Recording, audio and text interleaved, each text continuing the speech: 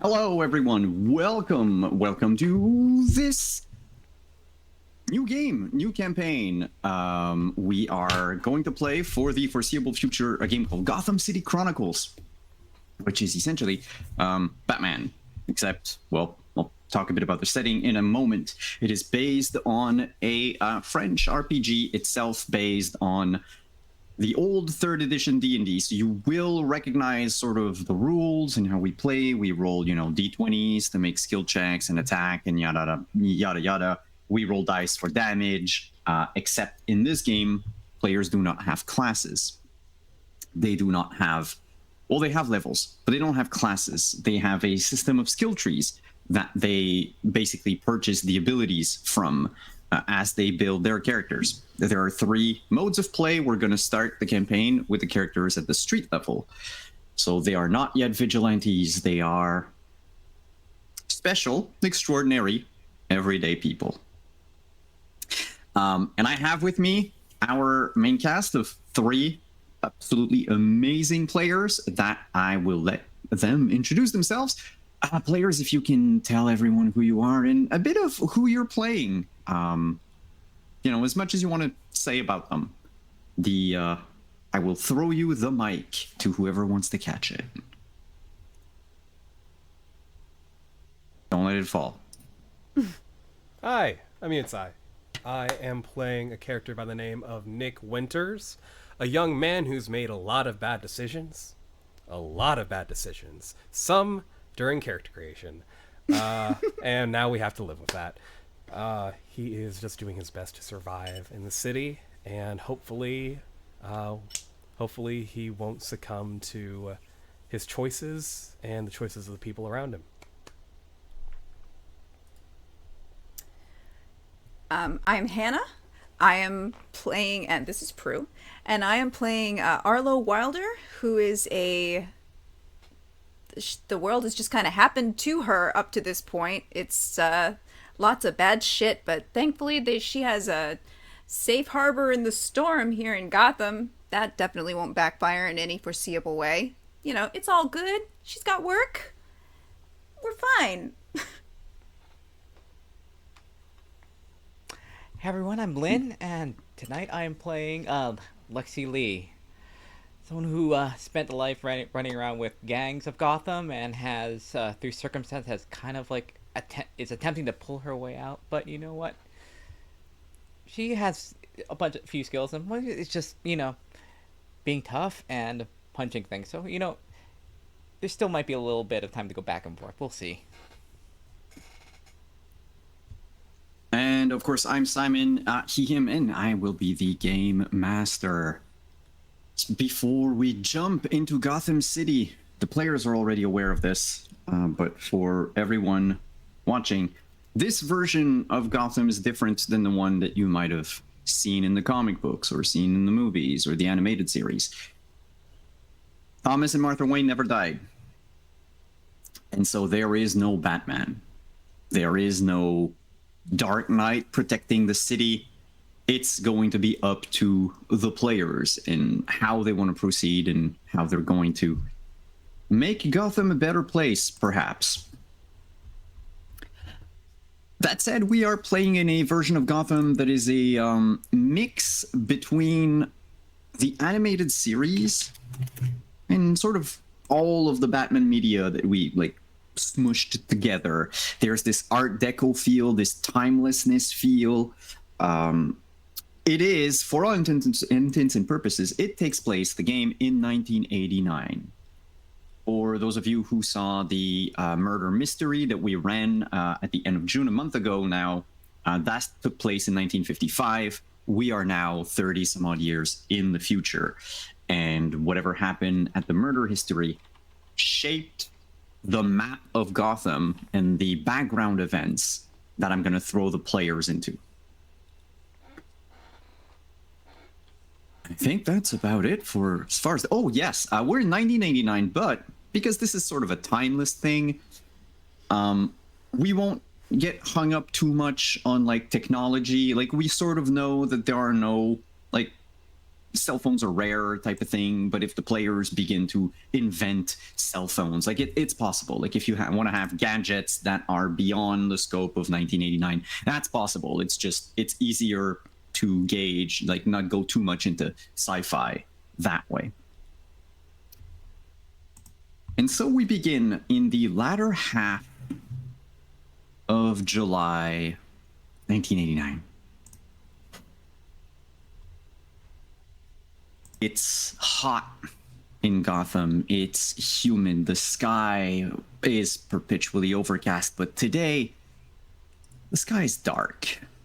It's raining, but not it's not a downpour, it's not a drizzle. It's like a mix in between. It stops and goes, basically preventing anyone from enjoying either the indoors or the outdoors. It's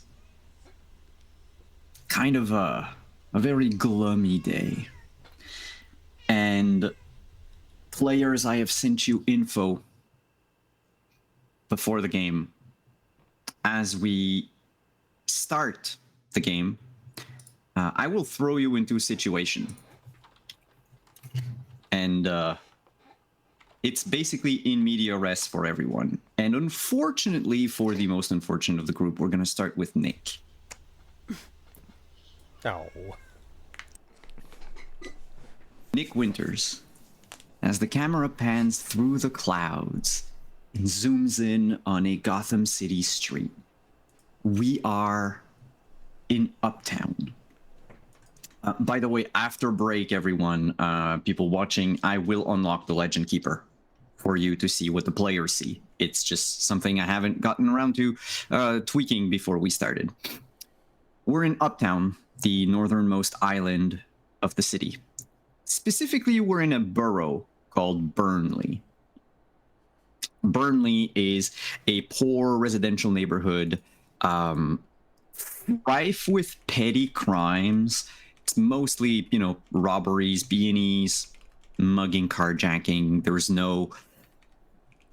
is a light mob presence.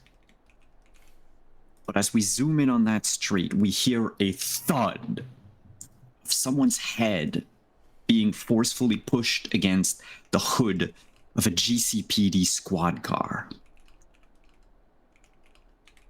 There's a voice off camera that just says, "Nicholas Winters, you have the right to remain silent. Anything you say will be held against you in a court of law. If you do not have an attorney, one will be provided for you. Do you understand?"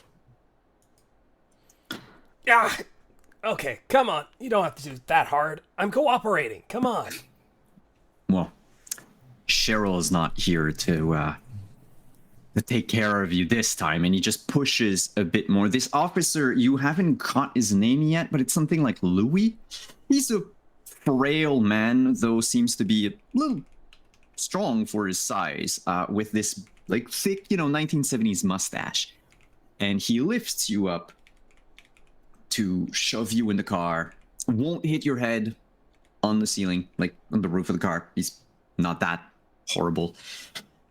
And as he drives you to Precinct 8, where you've probably been processed more than once, I'm going to throw you a curveball.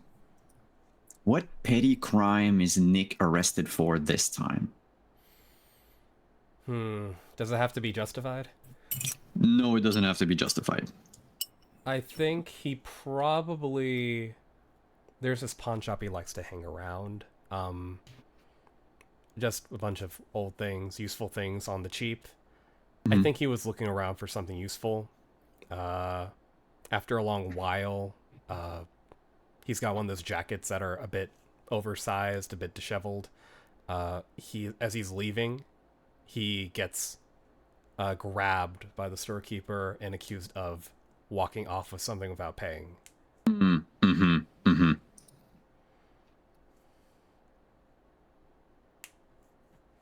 Officer Louis sort of rearranges the rearview mirror so you can see his eyes from the back seat. What did you do this time? What did you pick? A knife? A gun?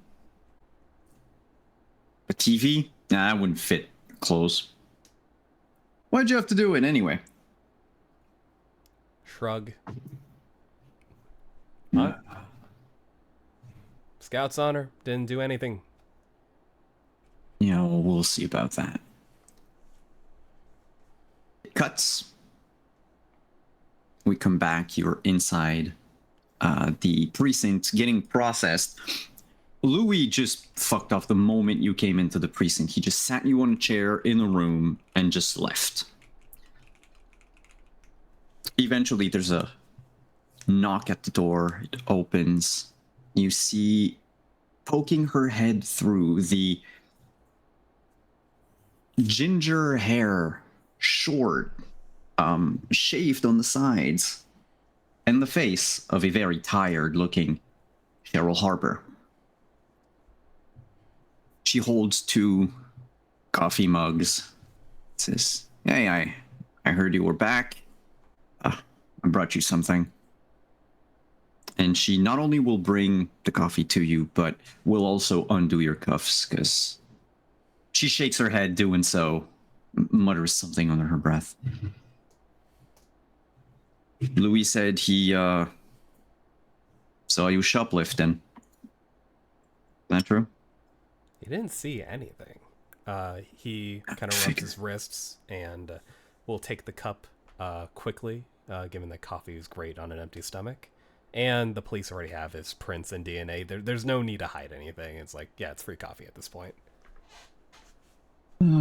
She has your file over on the table, and it's like half an inch thick, like a bunch of different reports, and you can see that she doesn't feel like filling one more, and so she'll just open her, like, the file, just look up what's quickly on it, rip out the first page, crumple it, throw it in the trash. It says, you got my message, right? Yeah, I got it. Okay.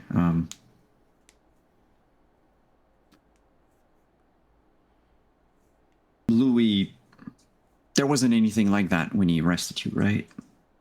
No. Hey, look, I might be a little light-fingered, but I'm not violent, unless I have to be. I figured it's just, you should see the people that we've booked so far. One of them's a high school sophomore. He's in band. That's the farthest from violent I've ever seen, and yet caught the kid trying to break a fire hydrant. What? With what, a Yeah. trombone? No, a tuba. He was just wailing away at it. Like I And said, it's weird. I was just, You sure it I'm isn't glad just it's not your case. PD trying to drum up their numbers? You know, justify public funding? I wouldn't be surprised. I can't really look into it. But if you can keep an eye out, you know, just look. You didn't do anything today. I'll tell them that I'm driving you. You still friends with that fence guy, Freddy? Friends is a very loose term here. Look, because you've got associations with him. Like, I'll let the guys know that he, bailed you out or something, and I'll make sure that we lose whatever it is that Louis is going to fill out, if he fills out anything.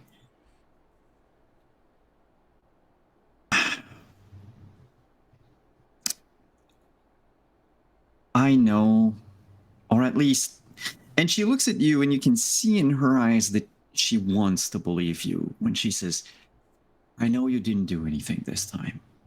It's just," and she taps your file. You're an easy target. Yeah. Easy target. All right, give me 5. I'll bring you home. I pause. How much would Cheryl know about you and home? Me and home. Yes. The fact that I don't have one. Have none of them. Yeah. Uh, hey, the less the cops know about my situation, the better. Okay, so then she will drive you home. She assumes Home, that you live somewhere, and you'll let her know where you live. Right. It's like, just drop me off at the corner. I'll walk from there. She will drive you to a less dangerous corner. She'll drive you out of Burnley though, Okay. and basically map. Sorry, I'll have that on a separate tab. Out of Burnley and towards the East End. The cops from Precinct 8 tend to not want to go into East End, as it's a bit more crime-ridden, but it's also, the crimes are a bit more rough. It's mob territory. We all know that. And they like to, keep things cool at the precinct. They like to make a lot of arrests, but not for a lot of things. They're not going to risk their necks. They're not going to risk exercising. It's easier to catch, a suspicious recidivist outside of a pawn shop than it is to actually arrest, who knows, someone who's running like a drug ring in East End. She drops you off, waves you goodbye, says keep out of trouble. I know you tried to. Just, Yeah.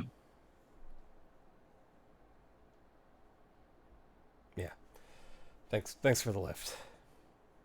He turns a little quick and starts kind of walking with looking like he knows where he's going, but it's just kind of aimless after she leaves sight. You walk for about 3 yards before thunder cracks the skies and it starts pouring down again. He, with a heavy sigh, he reaches into his jacket. Inside one of the pockets, there is a slight tear that's been kind of stitched close. He'll reach further in and pull out the now soaking FM AM radio he stole from the pawn shop. Well, that's a waste. I mean, if it wasn't on, even if it's soaked, you're fine. You're gonna have to leave it to dry. But Now I'm gonna have to steal a bag of rice. in the distance, a bit blurry due to the rain, is a lone figure walking at a brisk pace towards you. You sort of recognize the hat and sort of windbreaker jacket of one Freddy the Fence. As he approaches you, like trying to, go somewhere, stay out of the rain, just goes, "Hey, Nick! Fancy seeing you here. No time to talk. Getting drenched. Hey, you going somewhere?" Nowhere in particular. Okay, cool. Come by the park tonight. I got something for you. Is it gonna cost me? It's gonna pay. He makes a mental note to go swing by the park tonight. Even if he's been screwed over by Freddy half the times he's had something that pays, I mean, the half that work, he could use the money. Yeah. Where is Nick going to from there? It's drenched in rain. Doesn't even have enough money for a hot coffee at a coffee shop to loiter. He will probably, if there's like some kind of like nature-y area with like a little bridge, he might go hide under there for a bit. If not that, then perhaps How far is the usual place he likes to go to when he needs a place to just kind of rest? It is from where you are 1, 2, 3, 4, 5, 6, 7, 8 blocks and a bridge away. On foot, it would be about 15 minutes. Though, He's already drenched. yeah, I was going to say, because you have to cross a bridge, and there is also under the bridge that you can shelter for the rain. But yeah, in about 15 minutes, He'll make his you way can get toward. He'll make his way towards the center then. all right. No sense staying drenched and catching a cold. It's going to cost more money in the long run.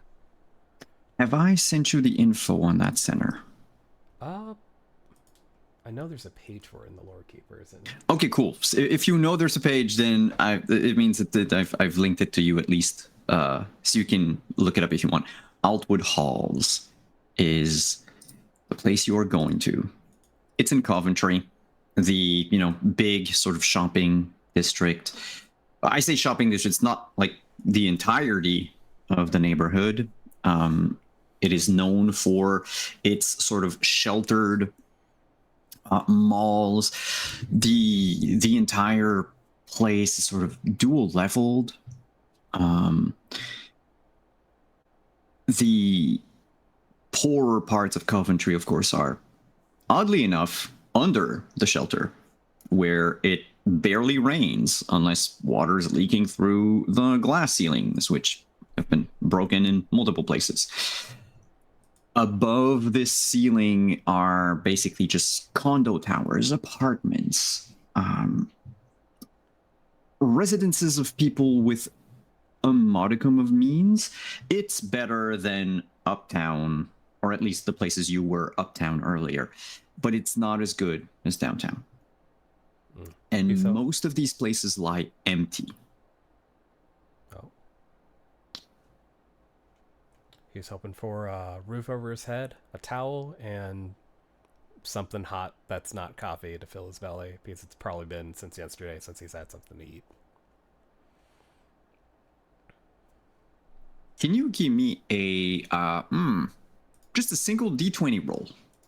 Sure. Let's call that a luck roll. 2 sounds about right. Nice. At least you're covered, but there is a queue of about 18 people waiting to go into the hall. They're drenched just like you. And it takes a while before you're finally through the door. Your clothes are now damp and cold, just uncomfortable. But the moment you step inside, you smell chicken soup. Constitution of 8, I'm probably freezing. Yeah. We're in late July in New Jersey, so Oh, late July. All right. not that cold, yeah. It's just like a muggy as heck. The main room is packed to the point where people are sitting atop the tables.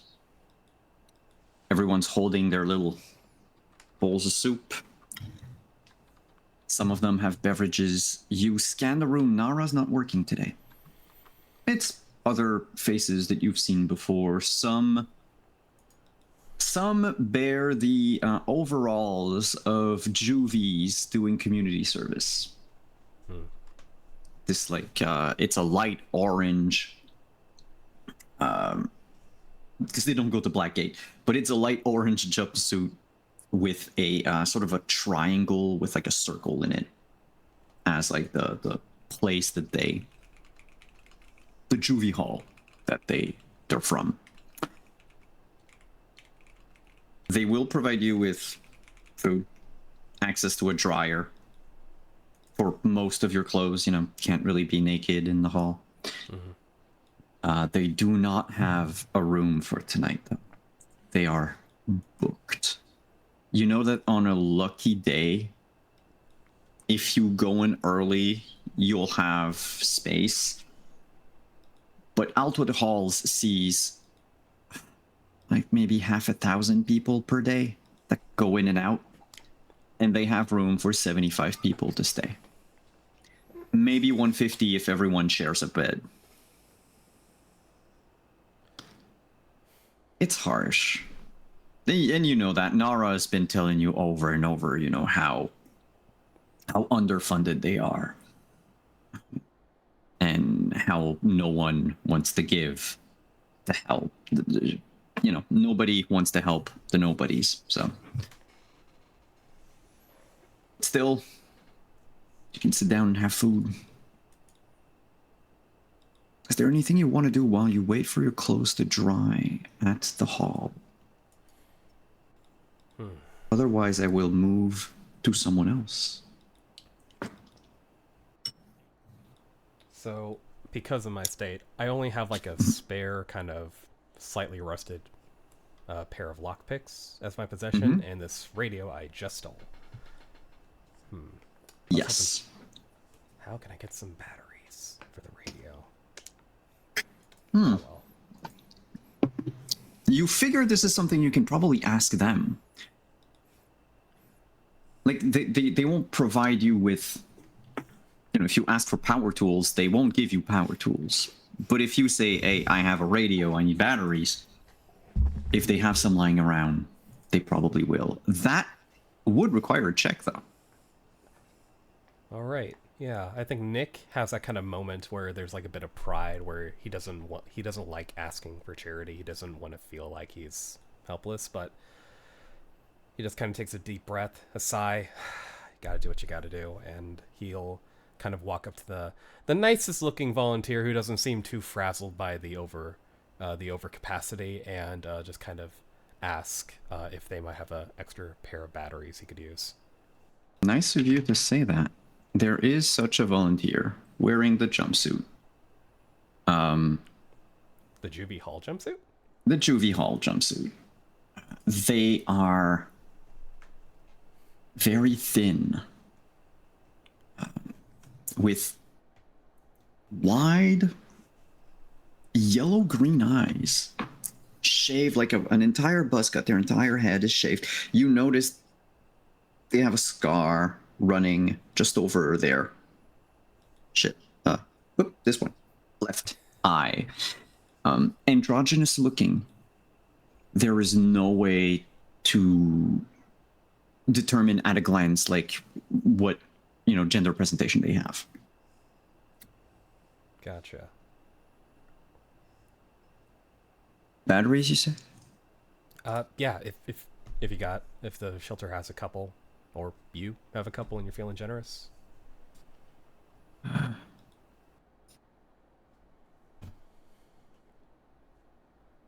Might. Don't think I'm supposed to, though. Sure I won't get in trouble? I don't think there's a rule against it. Not like I'm asking for power tools, or drugs, or a tuba.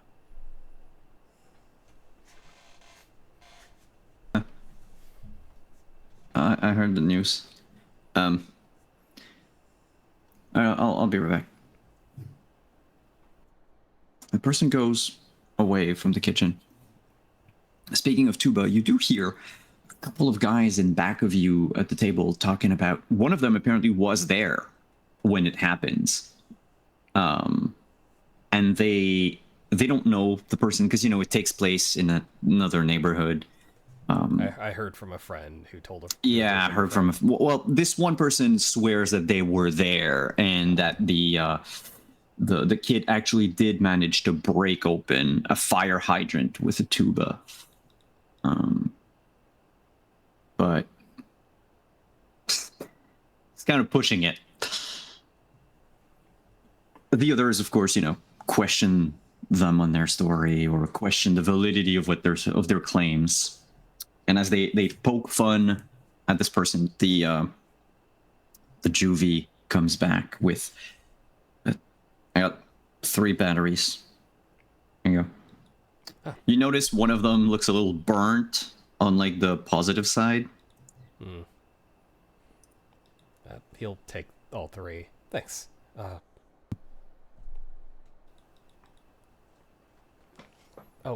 never got your name. Oh, they look down and sort of like tap their like breast where a name tag should be. And you notice most of the other volunteers have name tags, but the juvies don't.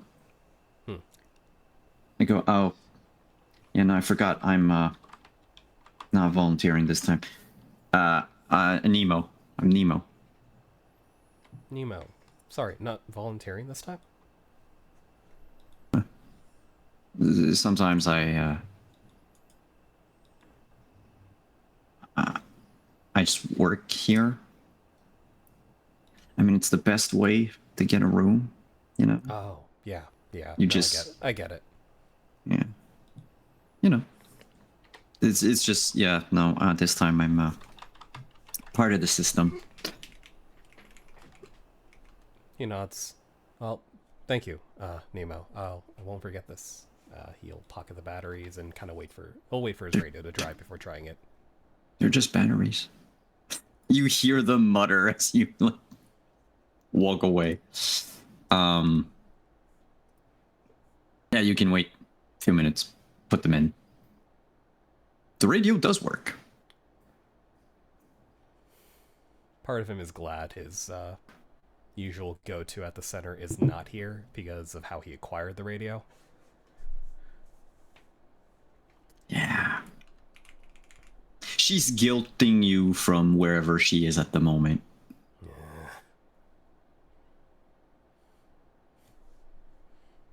Do you want to do anything with the radio? There's just static when you turn it on.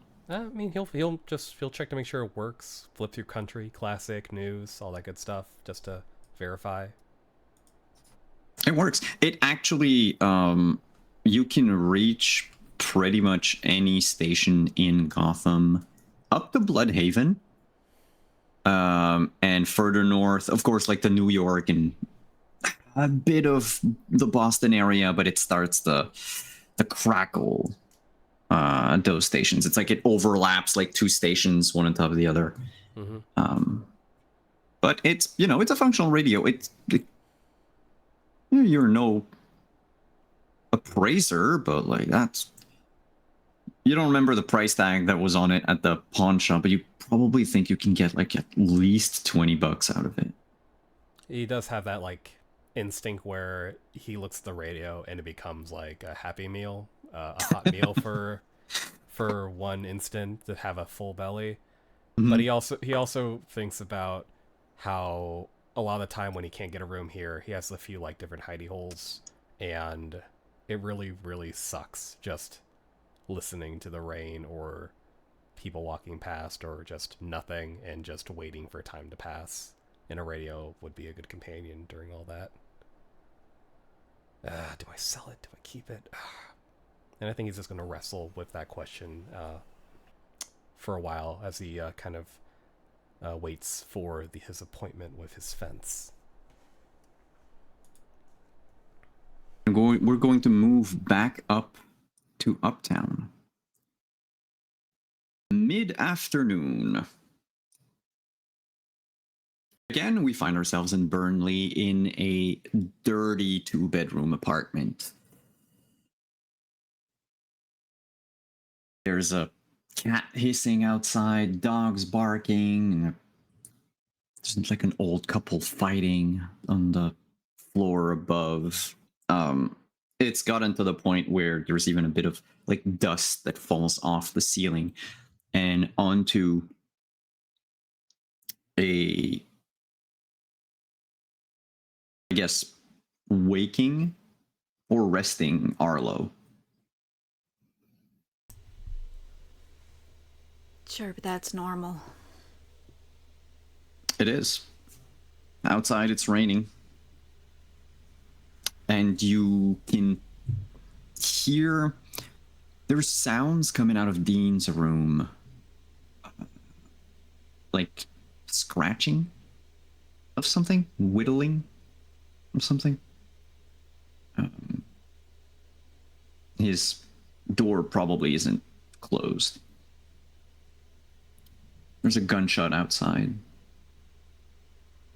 Part of the soundscape of living here. Yeah, all of this is normal. I don't. All of this is entirely normal. Don't worry. Like, I'm not saying it. This is not a hook or something.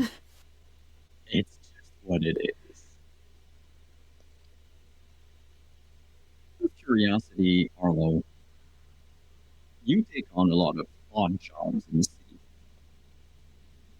What's the last one that you took? And how much did it pay? Well, the last time I was asked to deliver a backpack to someone, no name given, just a description of who I was looking for, was not supposed to look in the backpack. I didn't. I respect what Dean tells me to do. So, took it from where it was deposited and brought it to where it was supposed to go. Got the money, gave it to Dean. He gave me my share, as he does. But, I don't ask questions. He knows what's best for us, so.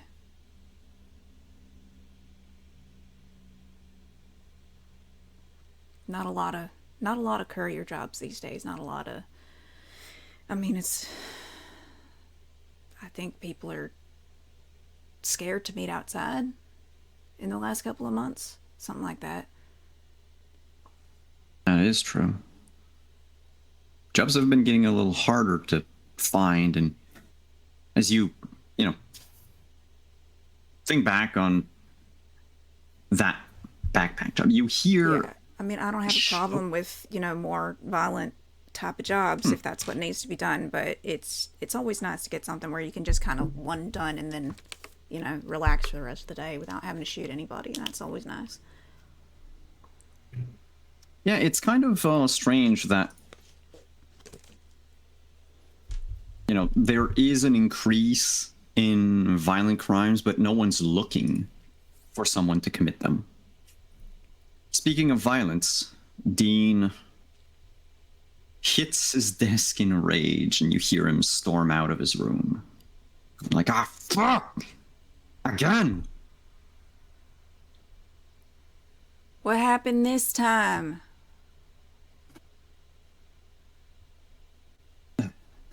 This stupid fucking scam, and you see he holds in his hand like a bundle of scratch tickets. Is that really what you spent your share on? Lottery tickets? It's rigged, Do I look right? like someone who gambles? No, I don't know. I heard from a guy that there were misprints in the like a batch of Gotham. Was it Gotham 8-ball? Whatever. He crumples them, throws them in the trash. Those are lottery tickets, Dean. No, those are the scratchers. Anyway, it Same doesn't thing. matter. Apparently there was a way to counterfeit them, and it just doesn't fucking work. So I'm out. What? I'm out $50, but it's not the end of the world. It's just counterfeiting now.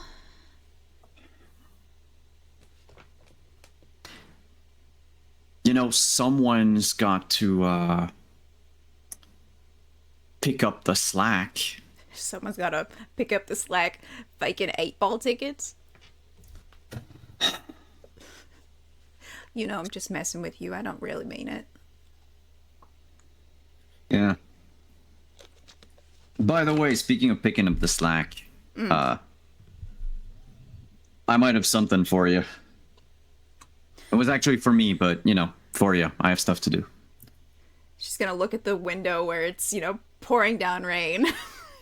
Like, not gonna say anything, but she'll look back at him and just like, okay, what you got then? What is it?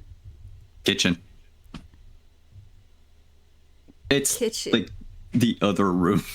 there's not a whole lot of place, but he goes and sits down at this dingy, uneven folding table that the two of you call your dining table.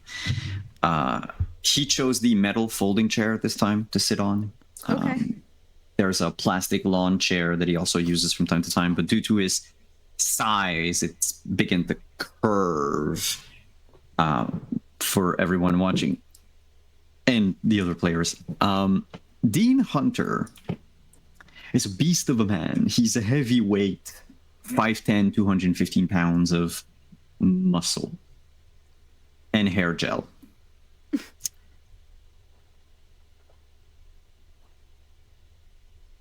If you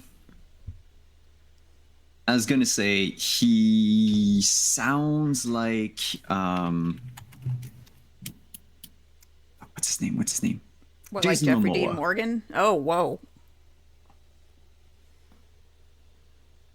And he sits at this table, opens up a beer, and there's like a couple of loose leaves with like his chicken scratch on it.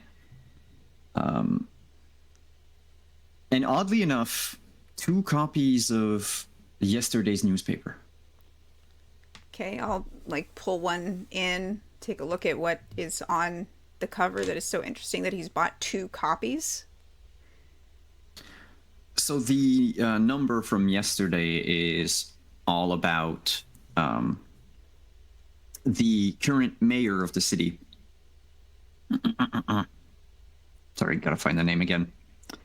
Current mayor being one Quincy Sharp.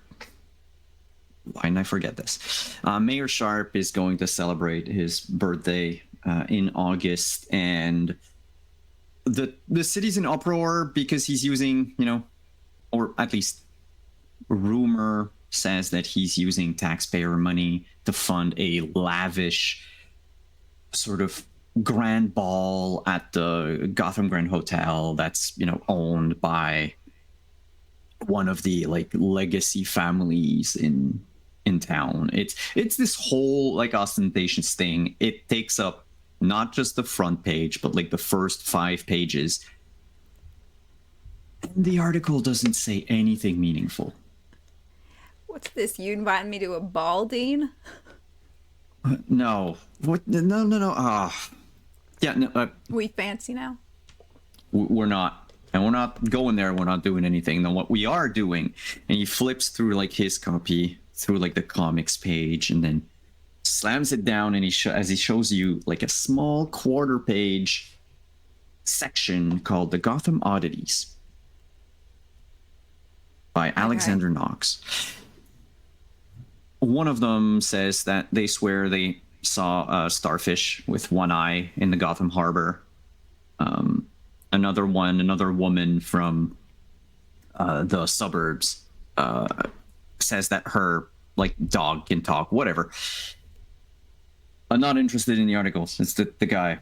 I'm trying to figure out the fuck. You know Alexander Knox? I know of him. He writes these articles. Yeah. Seems like you're going to know him. He, We have a vested interest in talking dogs now, do we? No, this is, unless it's real, it's a circus parlor trick or whatever. I heard through the grapevines that Knox was looking for protection. Okay. And, well, I threw your name in the hat. And, your name came out. So, congratulations, you got a job. It's for a couple days. Did Knox happen to mention what it was exactly that he was looking for protection against, or did you just sort of toss my name in there? Higgledy-piggledy. Well, that's why. And he closes the newspaper, and you see, again, like that front page. Apparently, Knox pissed off someone high up, and he needs help to either smuggle him out of Gotham or escort him to wherever, I don't know, his like contact is or whatnot. I figure these rumors is probably something that he either knows of or whatever, and then Sharp doesn't want to hear about it. I don't care about this dumb politics. The guy's paying $100 an hour. He needs protection 24 hours a day for, he says, 3 days. So, you know. This is real? You're sure this is real? Because that $100 an hour sounds like a little too good to be true, Dean. And Well, you know we've had people try and screw us over before, promising stuff like this. So you're sure this is... You would think, as he tries to shift the cat that's on his lap. You would think, and he rummages in his back pocket, and out comes a crumpled, folded yellow envelope that he opens, and he takes out in basically $20 bills, but 160. Sorry. So like 8 $20 bills, and he goes, "This came with the news that you got the job." So I don't think he's full of shit.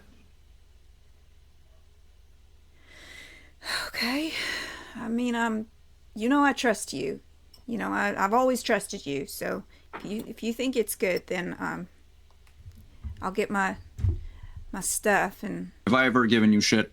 no, you haven't. That's like I said, I trust you implicitly. I know that you just want, you know, you're good for it.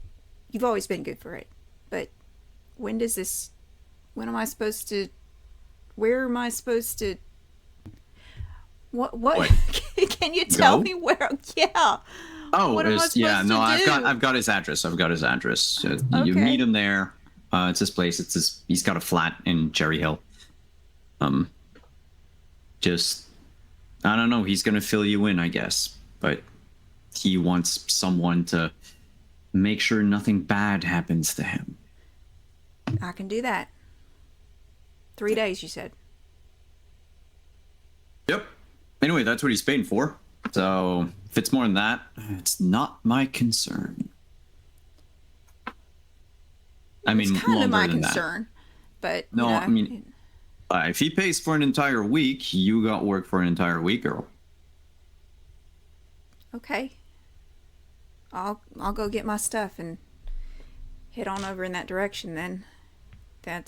Unless you got something else for me to do. Nope. I have to work on some stuff. Anything you can tell me about that you're working on in there? If I need your help, I'm gonna let you know. Okay, you've just been mighty busy lately and mighty frustrated with whatever's. You know what? It's not my business. I'm gonna go get my stuff. This entire city's frustrating. That's what it is. You're right. No, you're right. She'll get up from the table and go get her jacket, her hat, and her gun. And her gear. The rest of her gear that I have on my character sheet here. Yeah. You go out in the rain. Cherry Hill is kind of far from where you are. It's a good almost hour walk. Unless you have a way to take public Or transport flag down a or flag down a taxi. Is there a bus that runs through here? How is the bus system in Gotham? So there is a bus system. Good news, it exists. It's just woefully lacking in buses. Oh. And keeping the schedules.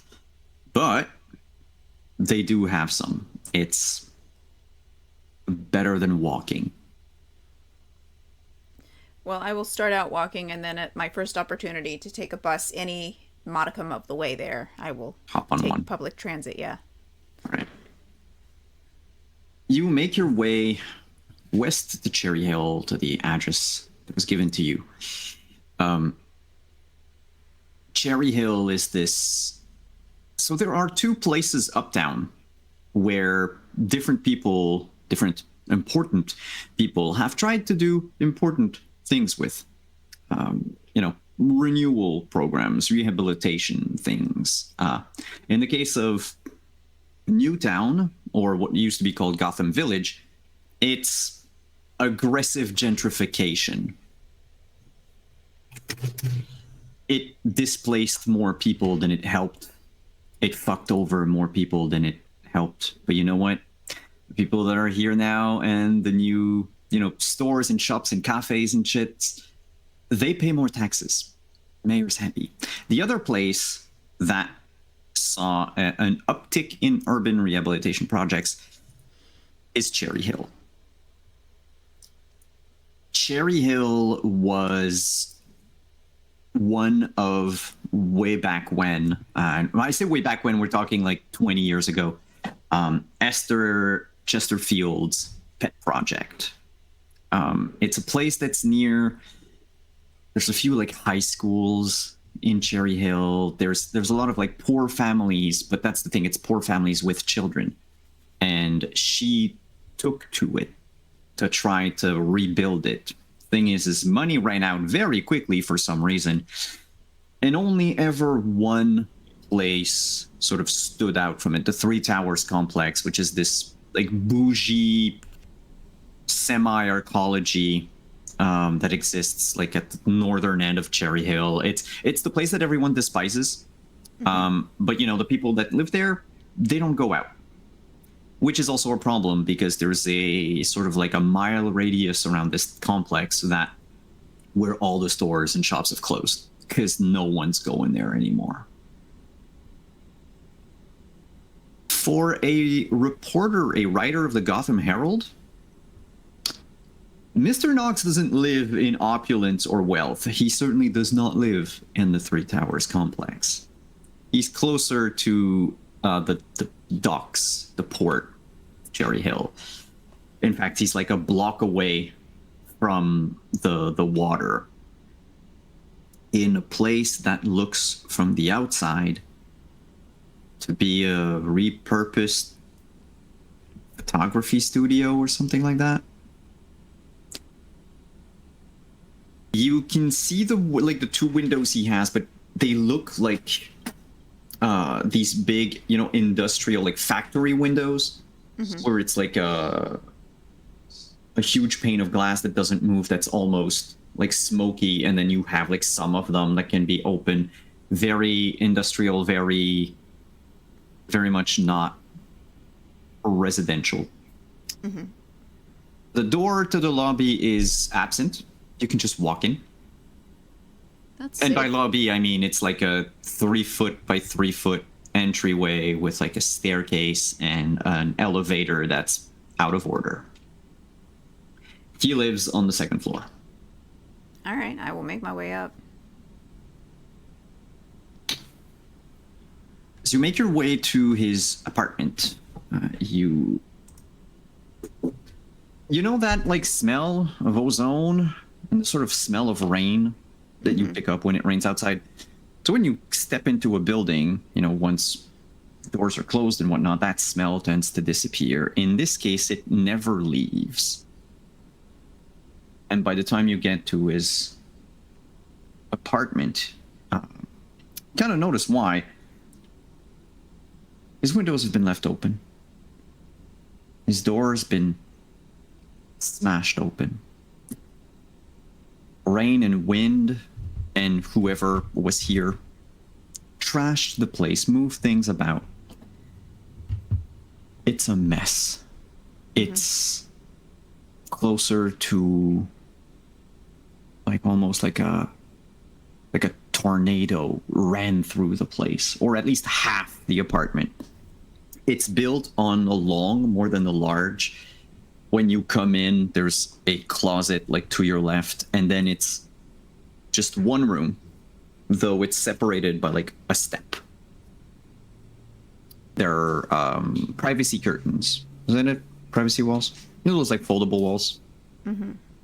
That sort of create the appearance of a bedroom further down. One of them has been pushed down, toppled. TV's been broken. Like the screen has a hole in it. There is no trace of Mr. Knox. Okay. I'm gonna draw my weapon and go inside to see if I can figure out a little bit about who might have been in here. Can you give me a perception roll? Sure. So this is, and I'll explain for everyone also watching, so because this is based on D20 Modern, which has been converted to Forgotten Chronicles and then converted to GCC, we do not have skills like in D&D in this case. Everything is a stat. perception is a stat. There are So 6 if my stats, just like in D&D. Yeah, So if my perception has a 0 modifier, I just roll a flat d20. it's a D20 plus 0. Except, Okay. do you have an edge in perception? Is the checkbox next to it checked? You know what? I specifically didn't take the way of investigation.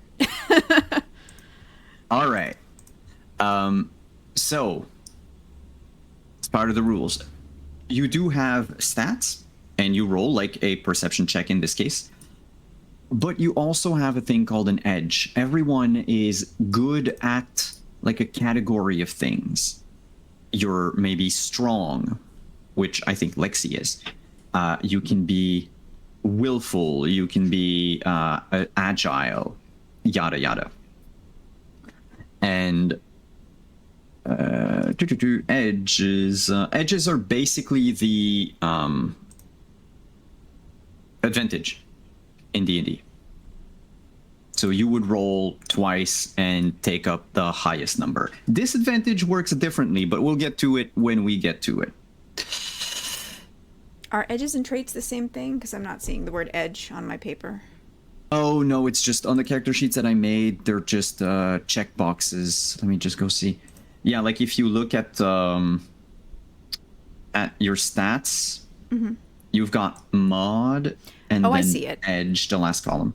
I So gotcha. in your case, All right. dexterity is checked. So it's just a flat d20 for this roll. Yeah, because you don't have any modifiers. Sweet. I do have something called Unflappable, which gives me a bonus for knowing how to handle risky situations. Would that be relevant in this? Where the house has been broken into violently? Yes, Okay. because you have a reasonable reason, yeah, to expect trouble. Okay. So the +1 bonus is just like a +1 to my roll. It's just yeah? a +1 to the roll. Yeah, Sweet. Okay. Sorry for so many questions. I'm figuring this out. we are starting a new game. Okay, that's a 10 total. 10 total. Clearly, this place has been trashed, but not ransacked. Nothing of value has been taken. He still has like a watch on his nightstand. It's not, $1,000 watch, but it's still there. His TV could have been stolen. Instead, it was broken. Smashed. He doesn't really have any silverware, on a journalist salary. But there's a couple of other things that, could have probably fetched something nice at a pawn shop. One of the things you do notice is in all the chaos of the place, there's food. With a 10, you can piece together the fact that he made food.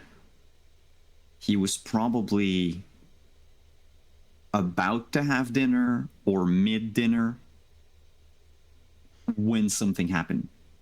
Another thing Oh, no, go ahead. And the food, has it gone cold or is it starting to rot? Oh, it's starting to rot. I might ask for a second check. Yeah, what are your ways? 'Cause I know you don't have investigation. I don't have investigation. I have way of ranged weapons and way of danger.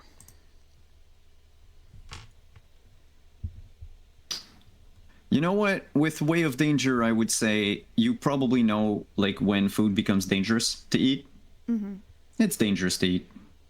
Okay. It's starting to mold. You place it at maybe 2 or 2.5 days. Okay. Nothing no more than that. Certainly not a week. Less than a week.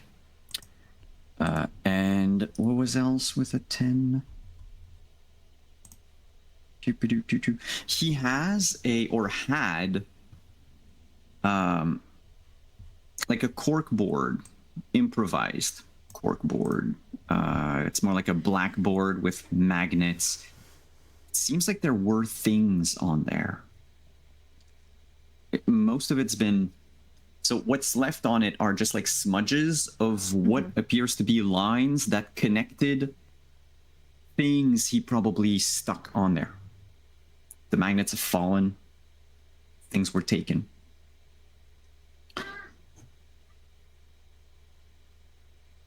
But he was working on something, definitely. Like what Dean told you, what you see here, the clues you see here tend to point in that direction. Mm-hmm. All his windows have been left open? Yep. They're like, I guess, from outside you wouldn't have seen it that much. They're not like fully open because they would, open up like this. So they're maybe like a quarter open, but it's been left long enough that the wood on the windowsill is not only wet, but like the paint has started like peeling. Okay, and the door being damaged. Was kicked in towards the apartment or kicked out? It was kicked in. Then why would they open the windows? I would like to check... well, it's been raining, so there's no point. Shoot. It depends. Check what? I was going to say I would like to check for any signs if someone was, like, pulled out the window or walked along the rooftop outside, but it's been raining, so there's going to be nothing left.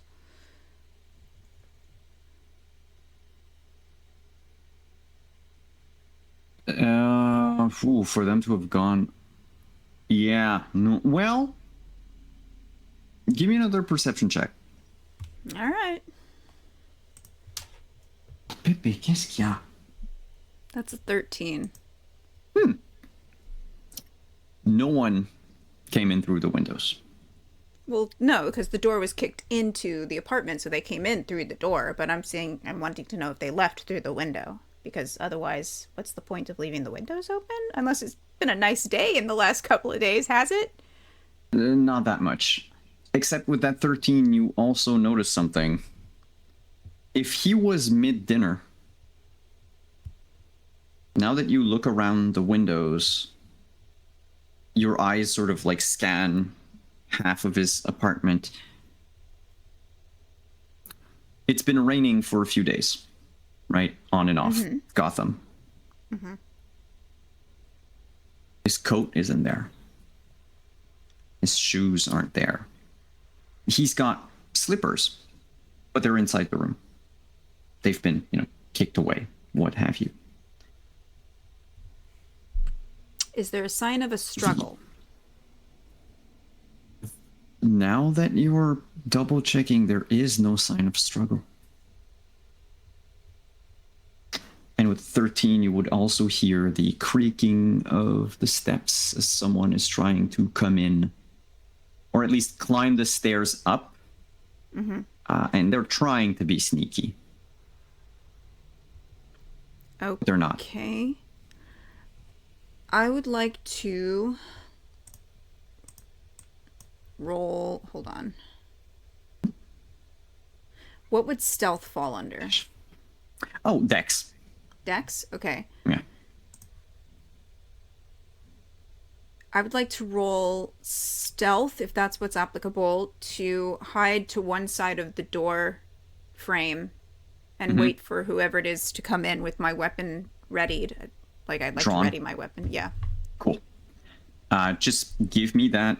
So it's basically a dex roll, and if you have like a way or a special ability or something that allows you to add something to a stealth roll, like if you have like a way of stealth, that will that would apply, like that would become applicable. I don't. I only have the unflappable, Okay, and I have the edge for for dex, cool. which means So that I'm rolling at advantage. Is that yeah, it? Okay. 2d20s, and you can add your dex bonus.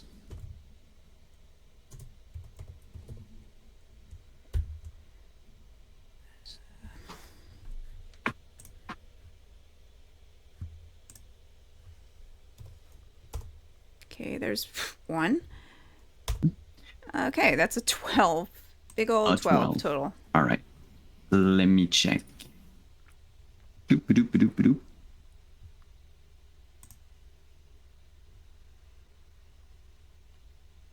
I didn't add Way of Danger, so that would be 13. Sorry. Yeah, that would be a yeah. You could add your way of danger. Where's my NPCs?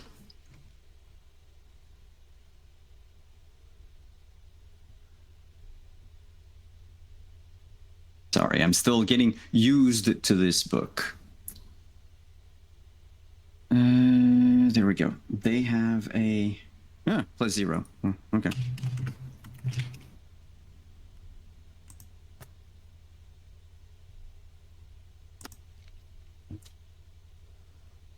You move to the side of the door, gun out, and you wait. And this person walks in. They're wearing an old raincoat. They've got like this wet beanie down on their head. They're trying to maybe pass it off as a balaclava, but it doesn't really work. Not even a ski mask. They have just a tire iron in the one hand and a small bag in the other. And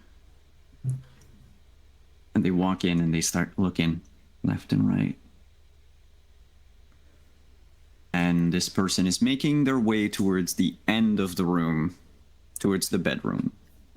Okay, well, as soon as they take a few steps past the door frame so that they are inside the apartment, I would like to come out from hiding and put the barrel of the gun against the back of their head and say, "Drop it."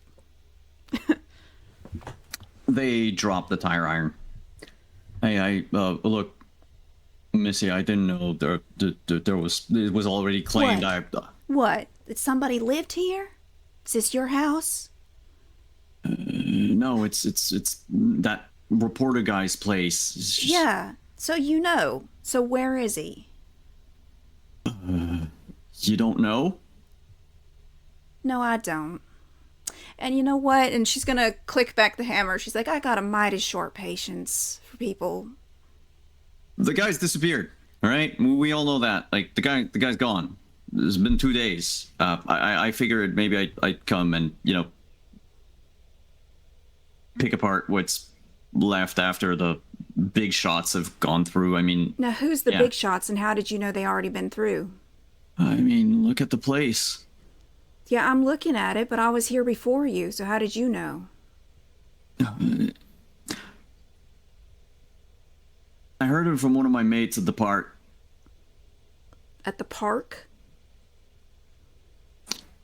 The park, yeah.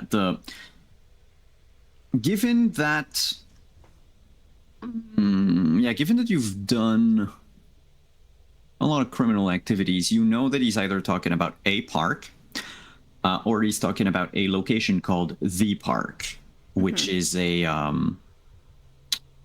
sort of a den for Yeah, I illegal figured there was gambling and stuff like that. Sort of a park specifically that these kinds of people were to like congregate in, but it was more like taking note of the fact that he said that his buddy and whoever else is privy to this information that this guy is missing and has been missing for 2 days, as he said, is congregated in the park. So, like, Yeah. who's your buddy? Nick. His name's Nick. He. Nick? Yeah. And what's your name? Fuck, I didn't think of a name. Chad. Chad. Okay, Chad. You're gonna turn around. Uh-huh. You're gonna tell me what you know, and if I like what I hear, I'm gonna let you leave. How about that? He will turn around. I will ask you a question. Okay. What are you wearing? I'm wearing a sort of like a, I don't know how to describe it, just like a canvas jacket, cowboy hat, jeans. She's not very imposing, but she, Long sleeves or short sleeves? long sleeves, jacket. Are your hands gloved? Probably not. So how apparent is it that your left arm is artificial? Well, she's right-handed and she's holding a gun in his face, so I assume that's where his eyes are going to be drawn. But Yes, but I mean, like, if if you you want to tell make me a that your check left for hand like, is, well, if your left hand is like, I don't know, made out of gold, it it's would not also. gold. I assume that it would be either like either skin tone-esque or more like the clear synthetic material from like iRobot, you know what I mean? I haven't seen iRobot.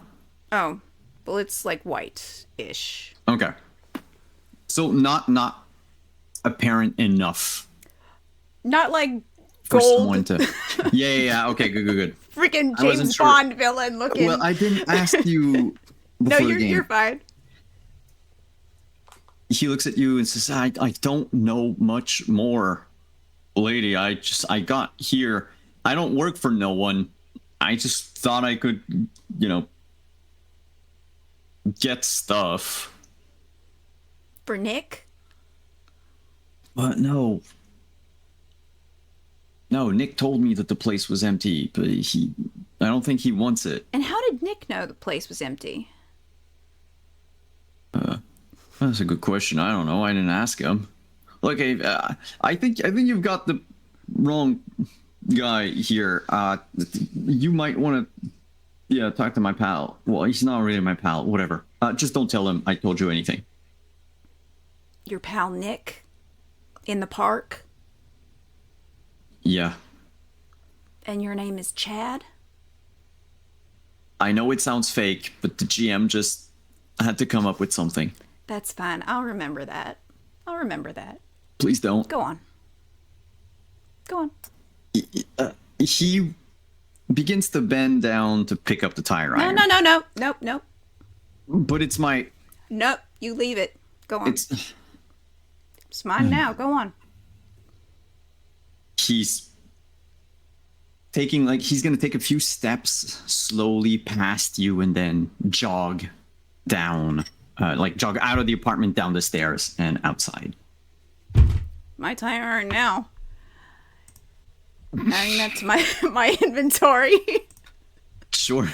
And is there anything in the house that I saw that was obviously something that could be pawned apart from the watch? Not really. Okay, I'll take the watch. I mean, you would need to spend a longer time going through his things. Nah, I'll just take the watch. All right. You and head towards the park. Pocket the watch, head towards the park. Mm-hmm. And now we're going to move both location and time. I have this power. To the park. As we introduce our third character. It's nighttime. This is probably going to be loud. The park is this underground location near Park Row in northern uptown Gotham City. It's not as big as the Iceberg Lounge. It still is a place that wants to be a den for local criminals, for people who, and not necessarily criminals, but people who partake in illicit activities. Gonna have a lot of illegal gambling. There's an underground fighting ring. There's quite a few deals that happen in the VIP area called the Green. Things that normally are best left unseen and unheard. Fights are on Wednesdays and Fridays. We are a Wednesday. The arena where the fights takes place, it's not this overwrought like locale. It's more like Fight Club than anything else. Someone repurposed like an icing rink like border into a tighter circle with two little like boxes on each side where the knights participant, the fighters, are gonna sit down and wait. One person is a regular here. And as we move the camera in, we hear a thwack, and her opponent falls down. Walking away from the ring is one Lexi Lee.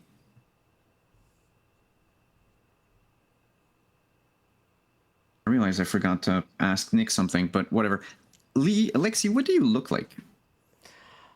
Lexi's a kind of like a tall, well-muscled Asian woman, about early 20s. Short, like kind of like chin-length hair. It's got a few tattoos, a few like scars. Wearing a the usual thing, kind of like sports bra and like gym pants with a windbreaker on top, and just kind of has a it's summer and it's hot, so it's like she's got like a cold cold towel kind of over her head a little bit, which is kind of cute. Mm-hmm. As you walk out of the ring, Tommy Vigo, the owner of the park, cigar in his mouth, slow claps at you.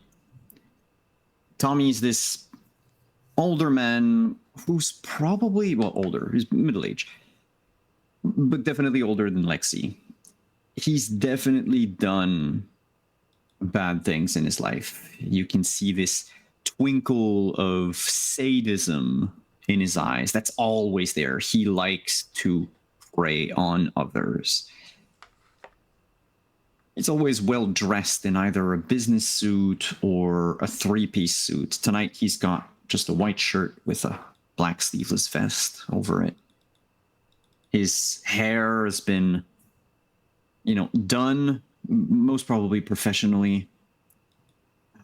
Tonight again, with just the right amount of silver in the otherwise dark chestnut mess that he has atop of his head. Congratulations, girl. Here's for you tonight. Not a whole lot of betters. And he hands you over $28.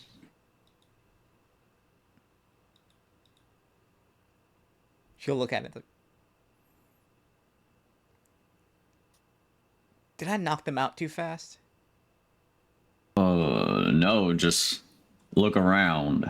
And now that you're not focused on the fight, if you look around the arena, there's like about, 24 people. It's a dead night. And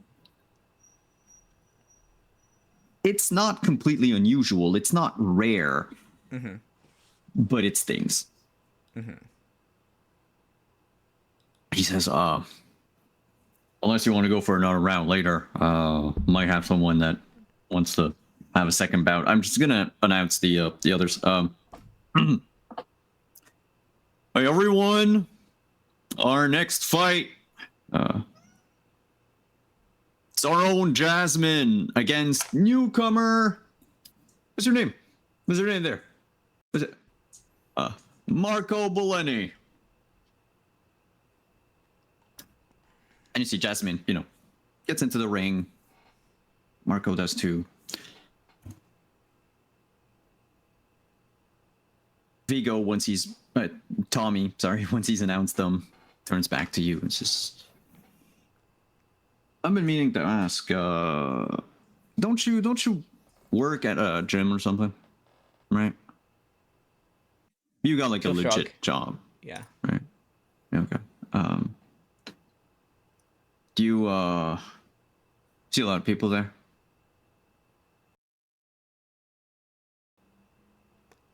Look, I mean, people are there to train, not to this.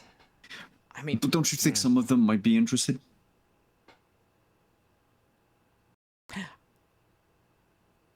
I don't think it's a good idea, honestly. Okay, well, I have a second business venture. What if, and he doesn't end his sentence because Marco Bellini comes crashing through the ring. He falls at your feet, Lexi. His sternum's been shattered. There's a fist-shaped hole where his solar plexus used to be. He's gasping for air. His eyes are bloodshot. He's just... and in the ring, Jasmine, a fit girl in her 20s. She's busted a few kneecaps in her time, of course. She still does. Currently wearing like just a sports bra with these sort of like nylon gloves and yoga pants, like pants with like padded knees, just like lightly padded knees. But her face right now is just pure rage. It's like this guy did something to her, not just to piss her off, but to make her go berserk. And now that he's down, she turns at you. She turns towards you. And your fighting instincts kick in. She's going after you next. If it's not you, it's Tommy. What do you do? You know what? Like, she's just going to kind of like take the windbreaker off and just kind of square up and just look at Tommy. These are bodyguard fees. He sees Jazz coming towards the two of you. He just takes a few bills from his pockets and like throws them at you. You don't know how much it is, but it's flying all over. Fucking stop her!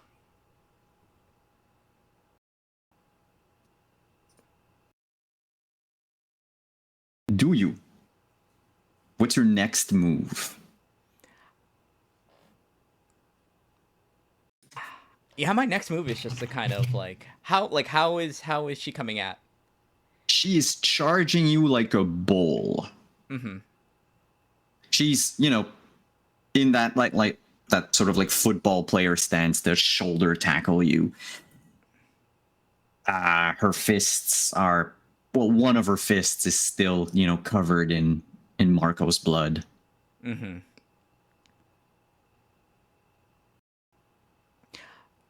I think what Lexi sees that kind of like low stance, and I think she's going to kind of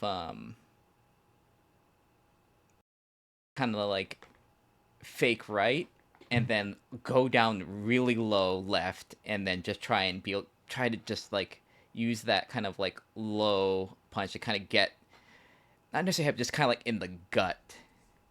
Like, she's looking for kind of like at least not but like, well, winding sort of thing. Okay. What is your initiative score? So that's another rule, folks. We don't roll for initiative in GCC. We just have a stat called initiative. and that will tell us the hell is where you are in the fighting order. God, it's not incredible. It's not there? 14. No, I said it's 14. probably not very good. I'm like, Oh, hers is 11. okay. So you get to react first. As she basically, when you start moving down, she fails to sort of adapt quickly, and you can see, like, you've seen Jasmine fight before. She's a good fighter. Like, if she were focused, this woman could probably go MMA. But right now, there's no technique. It's pure rage. And you've got the opening to strike her. Please make an attack roll. Okay, attack roll. My is plus. All right, 6. All right, let's see. Where's that? So that would be a d20. 20 plus. Yep. Plus your melee attack roll, right? Not just your MA, and not just your. Okay, there we go.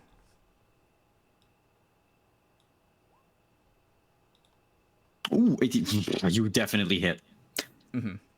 Guess what? I need to check something, because there are 2 ways to score a crit in this game: a nat 20, or rolling so high that it becomes a crit. Oh. It needs to be 10 higher. Now, 10 higher. we higher do than the- have 2 things, rules-wise, that y'all can use. They're called exploit points, EPs. Yeah, the other one is something that would be in your ways or whatever. Oh wait, is your strength edged? Yes.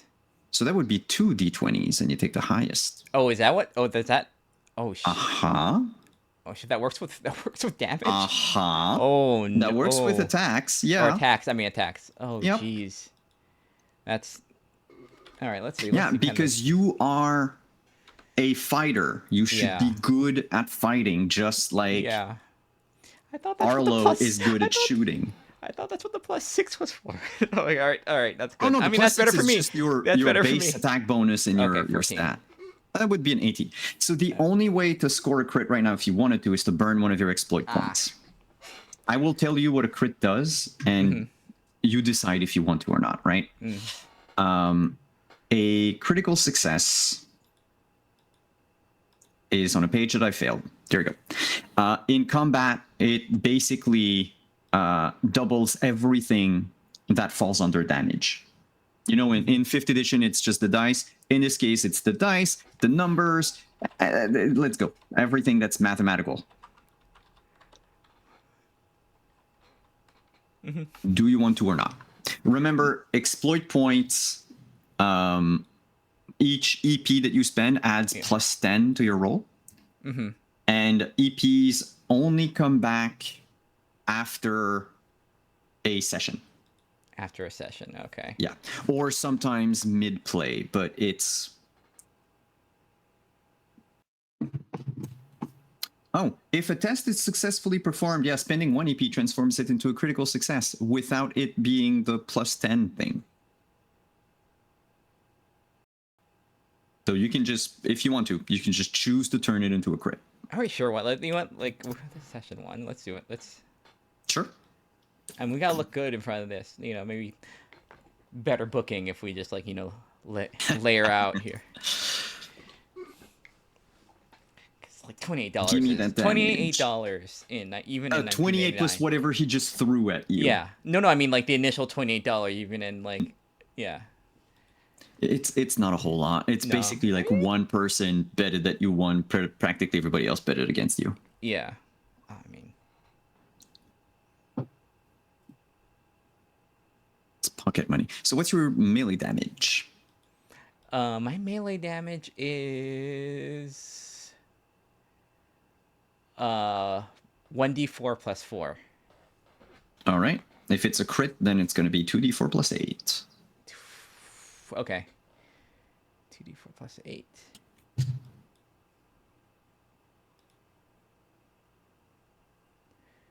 2d4 plus 14. 14. You swing into her gut and basically you cut her short of her charge. She was aiming for you. But due to her, her lack of finesse, you get the punch in, and it even buries a bit into her gut. There's a glob of like spit and a bit of like pinkish spit that just comes out of her mouth. Her mouth guard just flies out. She screams, "Ah!" And to your astonishment, she has 1 HP left. So it's her turn. She's going to turn around, put both hands together, and try to swing at your face, which is now about like waist high to her, to try to knock you out. Now, for all of you players, I should say that right away. I will assume that when you're punching people, you do not intend to kill them. The game by default assumes that when you're punching people or melee attacks, you can choose not to kill people. But punches and kicks are always like temporary damage. They won't kill unless you choose to kill. It's the Batman thing. It's like you can in the fight you grievously hurt, but you know what? They're fine. They're not gonna be laid up in the hospital forever because you like. Except her in this case, she is going to kill. Oh, okay. Oh, you made it interesting. It's not just a question of pulling punches. Is you can like see it, feel it. She rolls a crit miss. What's your she swings for your head and basically just goes a bit too high. Her hands just like at least a good like 2 inches over your head. You can feel the air in your hair, but that's it. What do you do? It's your turn. Tommy, so by the way, for his turn, Tommy is just going to start like backing away. Just like in the overextension of the swing, I think she's gonna come around and just kind of like nail her like right where like the arm, like where the shoulder blade and the armpit like area kind of connect, just like that little in like, the back. Yeah, or like like right on the side. Yeah, like 'cause it's like that side's. All right. Oh boy, this is a new world now. I can roll twice. All right. I should just. I don't remember, Nick. Which stats do you have an edge in? Okay. That's a hit, by the way. Okay. Yep. We'll just. For me, dexterity. Oh, it's dex for you as well. Okay. Okay. Lynn, that's another crit. You don't need to spend anything. That's a 24. She has 1 HP left, so I'm going to ask you a question. Do you switch it to lethal damage? No, it's like I'm not paying. You hear a crack, and you see her entire shoulder goes out and forward as the skin around, because it's all bare because sports bra just turns from like the sort of olive skin color that she has to like dark blue in like an instant. You see it, it's like a drop of ink in water. She falls down with a thud. The people around are gasping, screaming. Some of them got spooked when she charged out after punching Marco. It's a whole hullabaloo, a whole commotion. A commotion that was heard by other patrons of the park tonight. People such as Nick Winters and Arlo Wilder. We'll get to them after the break. Stick around, everyone. It's the showdown at the park. We'll be right back.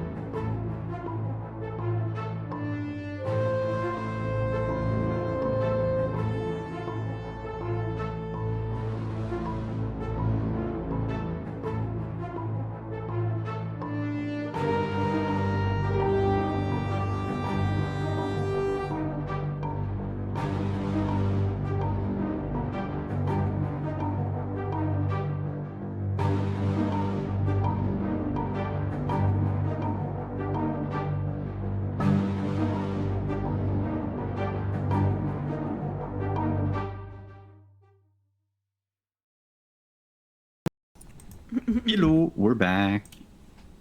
Trying to get used to the length of the video.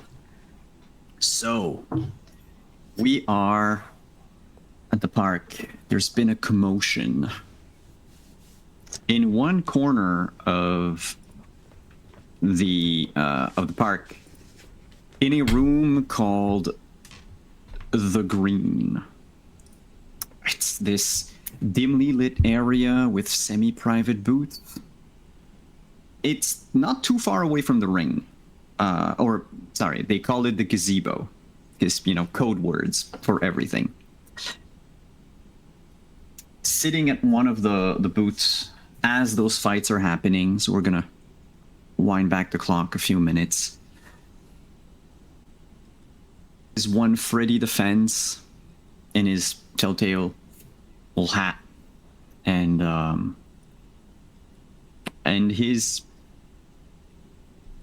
client at the moment, or contact, we'll see. I'm not gonna say partner necessarily. Nick Winters. Nick, what are you wearing tonight? What do you look like? Nick doesn't have much in the way of alternative outfits. He's got a pair of jeans that fits decently well. He's got a well-loved jacket that is light enough to be okay in the fall and just heavy enough to avoid freezing in the winter. His shirt is just kind of a one of those kind of like giveaway company shirts. This one says like some kind of like ice lounge on it. It's got like a little penguin on it. The Iceberg Lounge. Iceberg Lounge, yes. His hair is a little long and ratty. He usually has it tied back with some kind of like hair tie that probably should have been thrown away by now, but it keeps it out of his face. Though he doesn't get to shower often, he does like to keep clean. But usually just from life, he ends up with a smudge or a bit of like dirt here or there.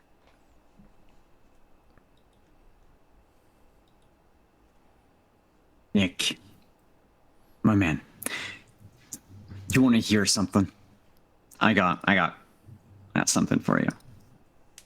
Okay. I know in the past our relationship might have been a little rocky. You do what you must, right?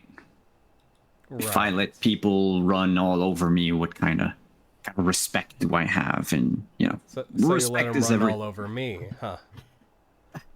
Well, see, that's the thing is, you have to stand up. You should have stood up for me, but that's all water under the bridge, right? I got a hit for you, as in I got a job for you. Okay. What kind of job? You got a week to prep for it, so there's this guy, Willie Monahan. I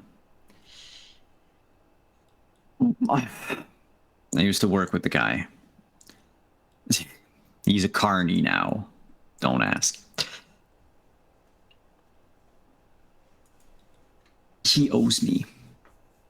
See, Willie thought that he could cheat me out of a paycheck by selling me fake art pieces.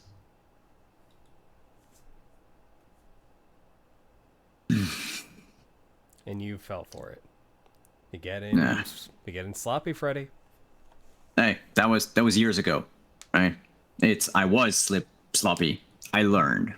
See, that's the difference. Thing is Willie's been very wise and has avoided me for years. About 5 years ago, right? He sends a hit team. He paid like these 3 mercs, whatever, I don't care, to kill me. I made it seem like they got me, right? The whole, fall to your death, never find the body type of thing. I've been monitoring him since he avoided Gotham while I was alive, but I just learned that his carnival, or whatever state fair he wants to call it, they're coming to Gotham for the rest of the summer. Wait, he's actually a carny? I thought you were just insulting him. No, the guy's actually a carny. From what I've learned, he got a promotion and he owns his own stand now. Yeah, that's I. What do I look like if I let a rat like him walk all over me? Mind you, I haven't told that story to anyone but you because I trust you. Right. Okay, But well, if you it's tell been 5 anyone- years. I'm not going to tell anyone, Freddy. But it's been 5 years. Why now? Just because he's in town? Yeah, opportunity presents itself. I want someone to rub the fucker blind. He owes me. What am I supposed to steal? An elephant? What? I don't know. Go into his trailer and steal his shit. To Freddy. rob his boss for all I care. Freddy, look, I know a guy like you doesn't pull out a job like this unless you know there's something good. And you know if there's possibility of retribution, a guy who sent a fucking hit squad after you, I'm gonna need to see that it's actually worth my time.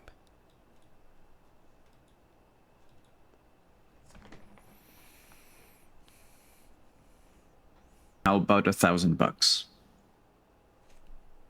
Nick is legitimately surprised. Is Freddy someone who is like would pony up for vengeance, or is this kind of out of character for him? Ooh. That would be a roll. Alrighty. I feel like that would be. And you know what? We're going to use another rule that we haven't used yet. Your ethics. Ethics. Yeah. How many points do you have in crime? Crime, you say? Oh, I have 1 point in crime. Awesome. So I will ask for, in this case, then let's do perception, and you can add your +1 for crime. Because of you being a criminal, you sort of felt your way around, So that's perception is 1d20 plus 2 for my perception plus 1 for my crime. Yeah. It's going to be one of those kinds of games. 5. Do you want to spend an exploit point? You know what? Nah. No, I'm not going to waste one on Freddy. All right. And they'll freaking crush me at the carnival. I got to be careful. So, Freddy, from what you know of him in past business dealings you had with him, you know that Freddy wants to seem as legitimate, quote unquote, as a fence can be, so that people take him seriously. He wants to make it out of the East End. He wants to, become a fence for something more than stuff you could probably sell at a pawn shop, but that just happens to be too hot at the moment. And for him to go on a vengeance, like a revenge spree like that, this Willie Monahan, must have cost him something that, like, knocked him down a couple of rungs in the ladder he was climbing.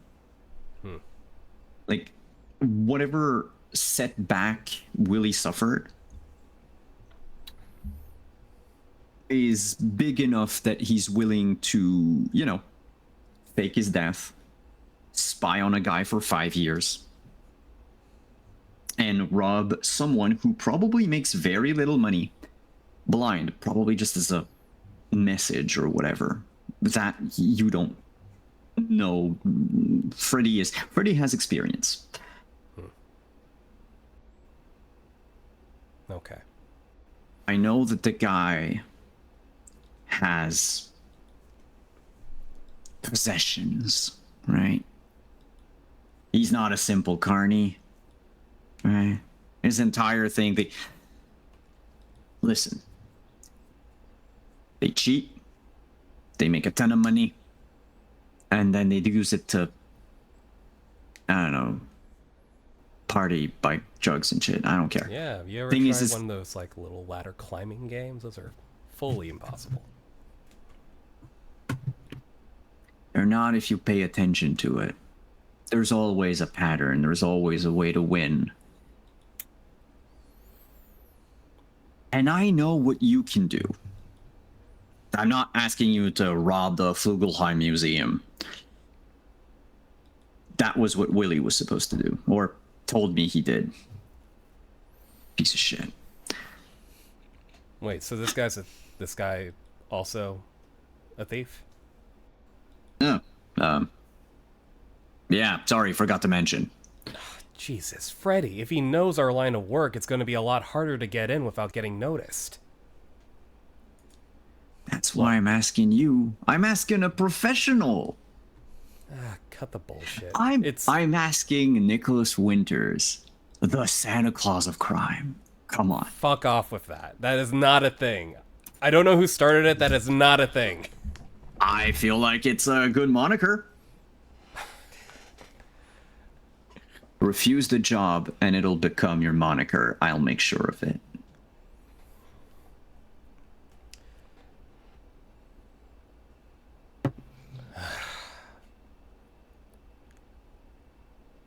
$1,000? $1,000, I can pay you half up front. Add $100 for supplies and scouting. You got yourself a deal. I need to buy tickets to the carnival somehow, right? Or you want to go into legit way. He takes out his wallet, and as he counts 6, what are they? They're Franklins, right? They're Benjamins. $100? Yeah. As he gets his 6 Benjamins out, that's when you hear a crash, a thud, people shouting, gasping. And if you look out the room, the VIP room, into the gazebo, you would catch like the end of Lexi's fight. There's this girl standing up, sort of dark skin, probably like Middle Eastern girl, swinging at someone else that you can't quite see who's in front of her. And with one punch, that person, Lexi, sends Jazz like flying a good like 3 feet before she crashes on the ground. Pause. And let's move on to Arlo, who was also there. We rewind the clock a little bit.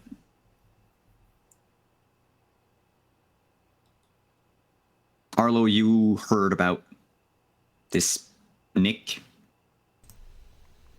You heard about the park, and here you are tonight. Mm-hmm. It's not a big night.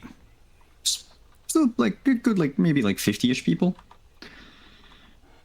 The bartender at the green is busy like talking, entertaining to patrons. There's a couple people sitting at like private booths, or semi-private booths, I should say. There's a fight going on in the rink. No one's checking for weapons. No one's checking for anything. I mean, there is a bouncer. You've moved past them coming in. Oh, I said the green earlier. You're not. Freddy doesn't go into VIP. You were in the pond. Sorry, the public version of the same thing.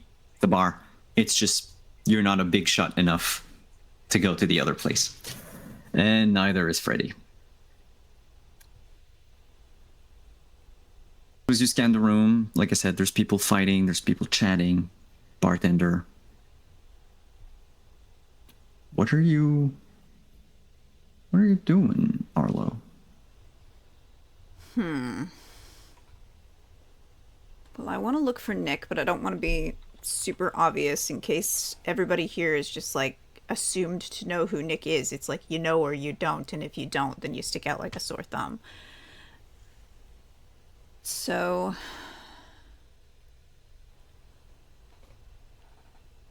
does the fight seem like super unusual for the type of stuff that goes on here? Nah, it's well, since it would be like before Jasmine's fight, Before I the think big you would blow up. yeah, before the big blowout. So I think you would be catching like the start of like in the distance you see the start of Lexi's fight, the one that was before. Okay. It's basically just like a bout of like MMA fighting, with just no rules really. Okay. So you said I'd go by the bouncer? Yeah, you've passed by him. If you want to ask him something, you can like double back a couple feet and just ask. Yeah, I'll head back. I'm looking for Nick. Where is he? Where is he tonight? Nick would be with Freddy the Fence. Saw him go in the pond. Pond? Okay, cool. Yeah. I'll head over towards the pond. Getting closer. Do I know bar. Freddy the Fence? What's your ethic in crime? 0. 0. I would say just make a straight D20. Okay. Because your job, like the type of jobs that you told me you took on, they don't necessarily require you to fence objects after. Like you don't. Not Steal. necessarily by definition, but I assume that we have to get at least some supplementary income from other not as. Well, that's it. You So know, you might have dealt with them. There are other like small time there- fences. Yeah, then again, it's possible that Dean does all the fencing and I'm just like the gopher. So I'm gonna let me do a straight D20. That's a 7. So no, I assume I don't know Freddy the Fence. That's You Dean's don't job. know Freddy the Fence. Okay. Okay, give me a second. My cats are fighting. Oh no. Oh.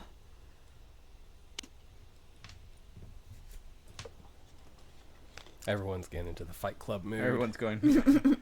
Yep.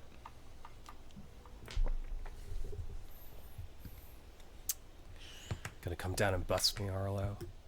Gonna impress me. Gonna I'm toss certainly me in gonna the clink. try. Oh yeah, that's what I'm here for. Me, cop. From the sound of things, the Santa Claus of crime sounds like he has a lot more pull in this underworld God than damn than. What the hell does that even mean? I don't know, but it pisses Nick off. Well, you like wait. I know, like, right? You go there. You eat their food. You leave. Okay. Maybe that's it. He goes That's in, your eats all the milk signature. and cookies. No more milk and cookies for you. Why is the fridge? The fridge is there. Fight, Damn that fight Nick. averted. There aren't a lot of people in the pond right now. As far as your eyes can see in the dim light of the club place, whatever, there's the people at the bar. There's 2 booths that actually have people in them. Okay. One has 3 people, but 2 of them have their backs turned to you. There might be a 4th, but there's enough smoke in that corner that kind of hard to see. And the other one has 2 people in it. So looking around this bar, how many of these groups of people are in groups of just 2? 2 guys at the bar who are talking to the bartender, and the 2 fellas at a table. Okay. And are there any more like staff here other than the bartender? Or is it just the bartender? No, it's like half dead. Okay.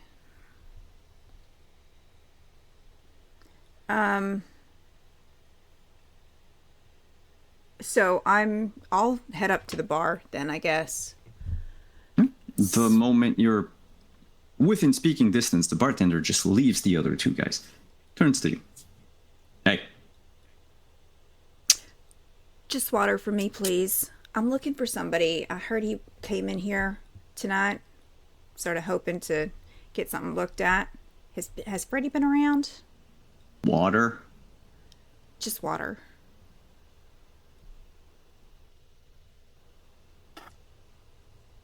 Turns around, grabs a glass, opens the tap, slams a glass in front of you. It's like brownish water. It's $5. For water? Yeah.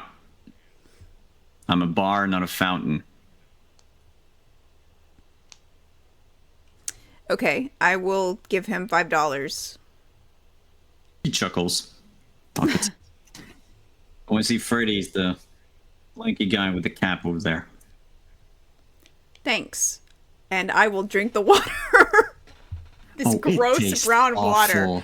I know. I would just- like to do like a constitution check to have like no expression drinking this horrible brown water. Sure. Is there what okay. I don't think you have any So ways that's, to resist this. So it's just straight I up have a on. +2 constitution. Yeah, no. I have nothing that's like an intimidation check or anything for that, so Int would be willpower. Oh, this is Park Row, so you know. can it's I bad. argue int? Intelligence? No, intimidation, willpower. Oh, intimidate. Yeah. No, go ahead. Yeah. Okay. You want to drink the water and stomach it as a power move. Yes, exactly. Oh no! 5. Like you swallow, five. you swallow the water, and like half of it tries to come out. Oh, I've just spent $5 to make an ass of myself. This is a good first session. Bartender laugh. He's just like, fucking water. He discards your glass and goes back to talking to the other two patrons. They are clearly making fun of you. The two at the bar are making fun of me. Stranger comes into a bar, asks for water. Yeah, come on. And yeah, okay. So I'll move over to the two people sitting at the bar who this is who he's pointed out as Freddy, right? Mm-hmm. Okay, I'm gonna go over and sit on the other side of the guy who's sitting with Freddy, since I'm not really interested in talking to Freddy. It's like, so Well- you're Oh, wait. As you make your What? way there, you're halfway when you hear the commotion. There's a okay. commotion in the gazebo. If you turn around, you'll see someone getting punched through through the side of the ring, and then Lexi just kicking her ass. And I assume that's not normal. The bartender looks a little frightened, a little jumpy, and there's another person who's like by the fighter, by Lexi, basically. Like, I know you don't know her, but I'll use your character's names because it's easier. The guy by Lexi just like snaps his finger and calls like 2 or 3 people from the very small crowd that was there tonight around the ring to grab the unconscious person and like drag her out. Lexi, you would hear the Tommies like, call her an ambulance.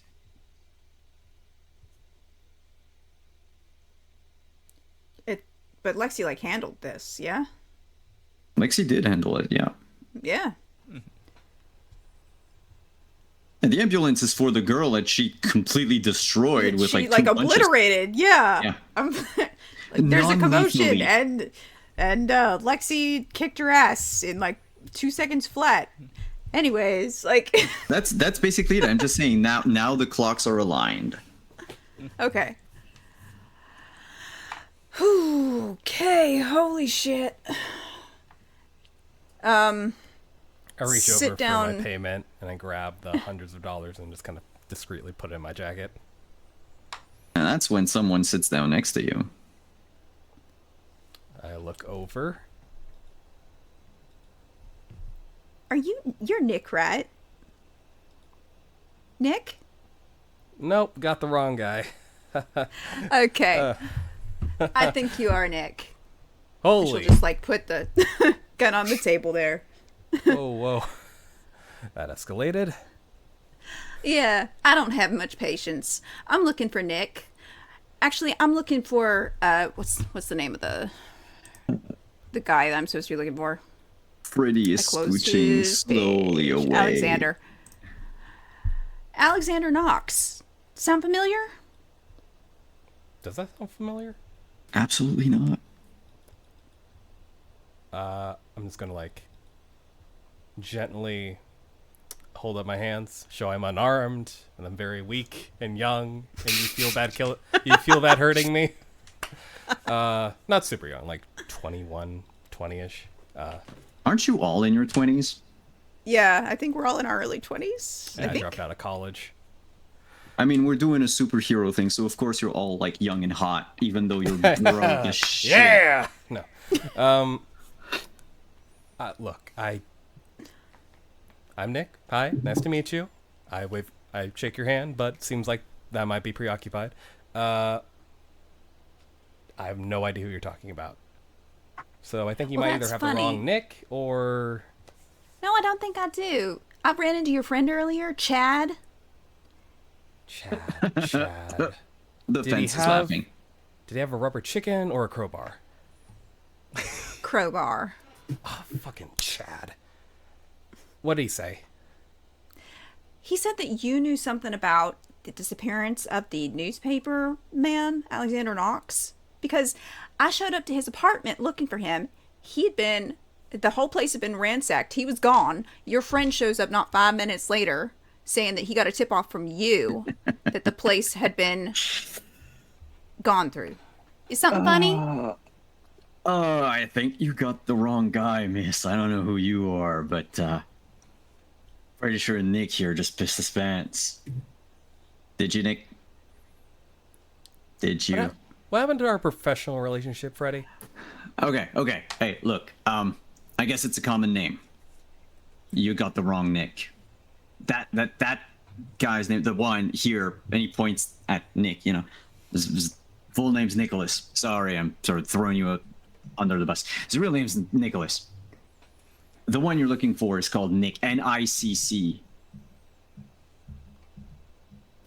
You're trying to tell me that there are multiple people named Nick here in this bar of maybe 12 people tonight? Well, not tonight.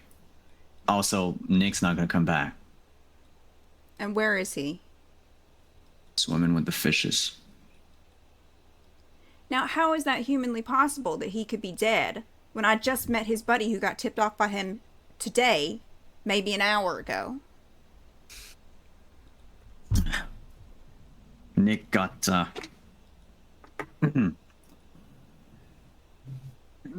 he might still be alive, but he got into trouble about 2 hours ago. 2 hours ago? Well, I mean, 2 hours ago? give enough time for Chad to walk from here to Cherry Hill, like that length of time.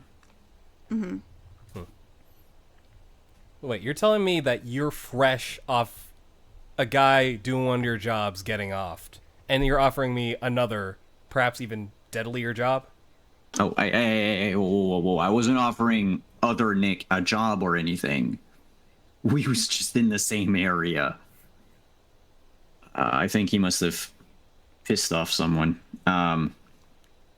But yeah, I heard through the bushes that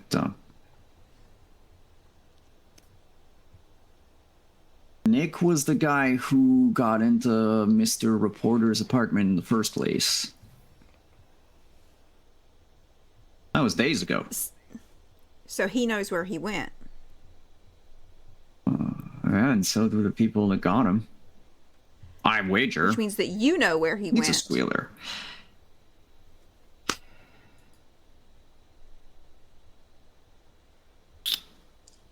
Hey, Nick number 1. I guess that's me. Yeah. Yeah, you know her. Look over, look down at the gun, look back at her. Not really, but only in the currently the most important way, which is the one with the gun in the room.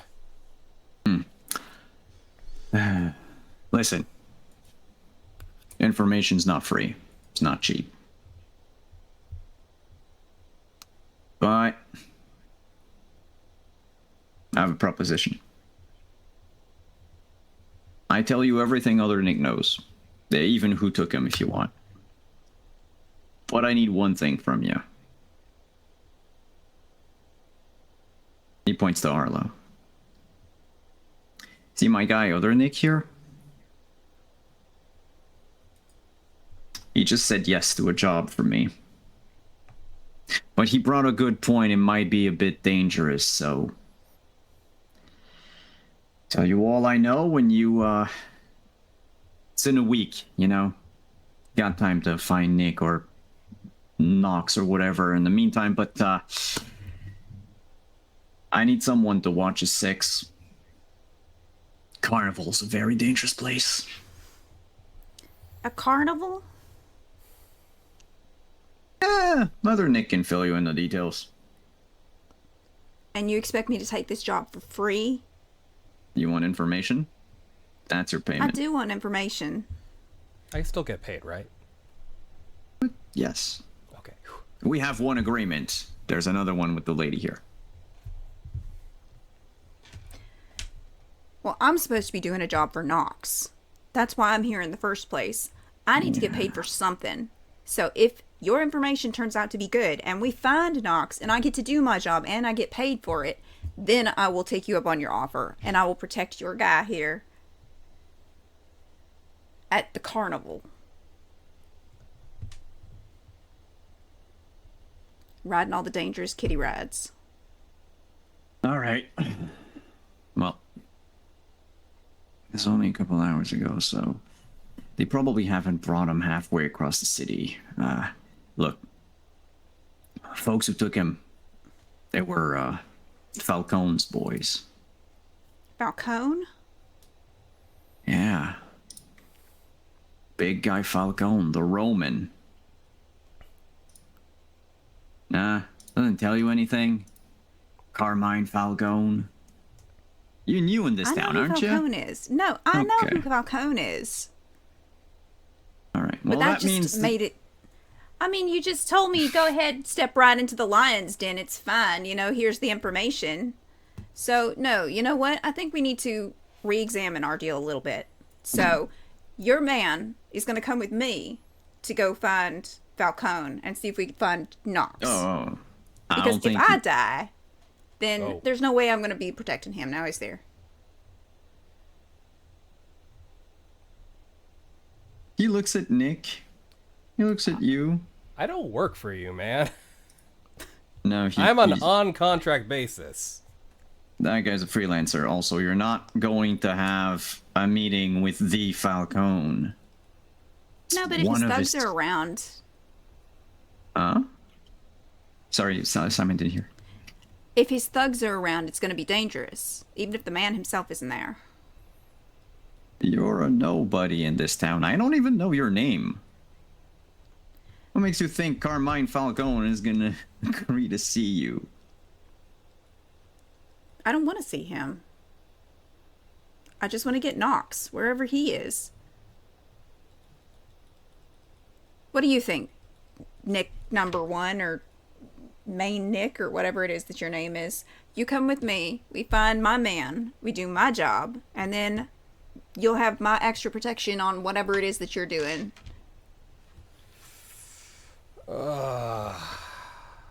Get some backup on the job.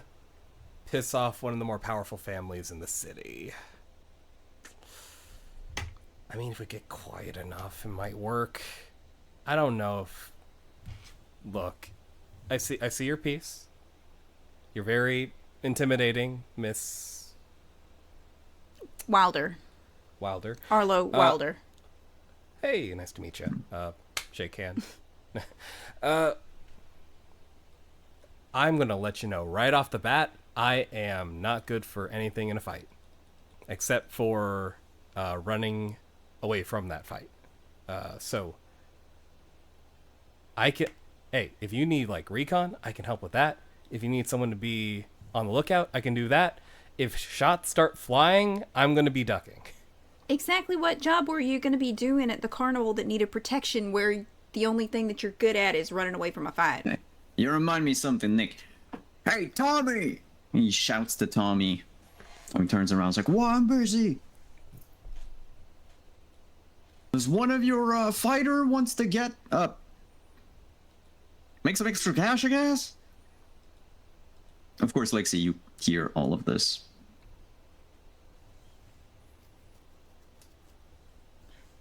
Yeah, whatever. It's emotions for you to. It's not gonna shout.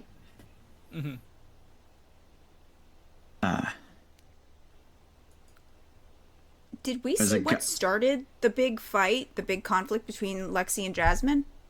You would have seen her, Jasmine. So someone crashed through the the outer ring of the old skating rink, and then she charged out, and Lexi Right, I'm just saying, pow, pow. did Nick and I see that Lexi was defending herself and not that Lexi was the one who started the aggression? I think you would have, yeah. Okay. Even though it lasted like the blink of an eye. I give a friendly wave to Lexi since we kind of go back. I'll walk up and you okay? Yeah. How's it Hey, going, Nick? when are you fighting next? I recently came into some monies, and I don't know. I mean, you're usually pretty good in the match, so I thought it'd be a safe bet. I think next time we fight. Okay. I don't know. Something weird happened here, so I'll keep an eye out. Make sure you do bet on me because I don't want you losing any more money. Hey, yeah, you are my surest bet in the city. Your question, Arlo. Freddie here very innocently held out the fact that he wanted me to rob a thief. So the odds that I get caught or things go bad have gone up dramatically. In which case, I do need someone to at least provide some cover for me to get out of there. That's where hopefully you and Lexi, I guess if you're in, though Wait. I'm not paying you. That's on Freddie. How much? 200. It's a one-night job. You only need to watch his ass. And also, it's because How much? How much money did was I given for right now? Oh, did Tommy threw yeah, at you? yeah. Like 500. It's like that was for 5 seconds.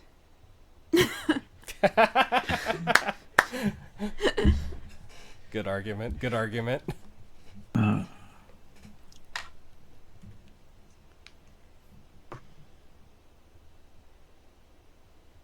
Kind of in a bind here. No, you Give me a see, second. You see, my guy over here is an investment. You know, may not look much. Yeah, but yeah, I know. Sneak around, I know. so keep him Give me safe. time to make a phone call. Right? I can make a phone call. Right? I'm just gonna. Yeah, we can just sit here, drink some tap Okay. water. He goes to a payphone that's there because timeless 1989. He's gonna stay on the phone for like a good 10 minutes, leaving the three of you to awkwardly stare at each other across the table. So, can you put that away? I kind of gesture to the gun. Who's our friend here? Wild? Arlo Wild. Wilder. Arlo Wilder. Wilder. Look, I don't know anything about this scene. I don't know anything about what y'all got going on here. I'm just trying to find somebody so that I can finish my job for my boss. You know, things are getting wild. Things are getting... I think everybody just Wait. catchphrase. You stepped into that one. Gets real close. Did you just say things are gonna get Things wilder? are getting... That's gonna be like when you get to like superhero level, you're gonna get like your ult is gonna like you say right before Things you are like getting wild. Oh no! Man, someone's been in the tap water too hard tonight. oh I will kill you. I have no problem. I'm fragile. Please don't hurt me. Speaking of, Lexi, you're sure you're okay? Yeah, That person came at Yeah, you like what the hell happened? a human bullet. no, I don't know. That was she doesn't fight like that. Just came at me like just full of rage and just like You didn't do nothing to her? That's not... I mean, she'll point back at the guy that nearly caved his chest in. Huh. That's funny. Oh, yeah. He might not make the night. Like poor they, guy. they after they brought Jasmine out, like they also brought him out, calling Yeah. ambiance for him too. But I was preoccupied earlier and heard that there's been a few cases about violent crimes going up. Apparently, even like some kid with a tuba like took out a fire. I'm hydrant. sorry, what? Hey, I'm just passing on what I heard, and I have some very reliable sources. But I don't know, something about was it an election year? People getting more violent or something. there was an event that happened 8 years ago called the Gotham City riots, where for like a week, people got fed up of what happened in the city, and there's an incident that sparked all of it. But essentially, cars were toppled over, stores were set on fire.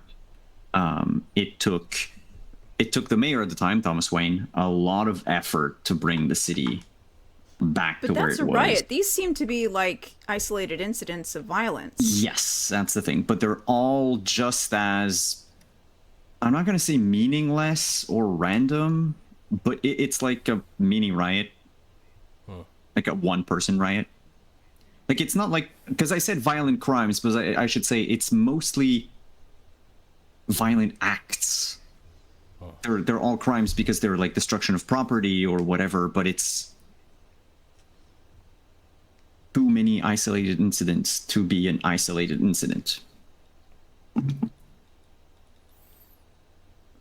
like those crimes don't imply like running someone over with a car.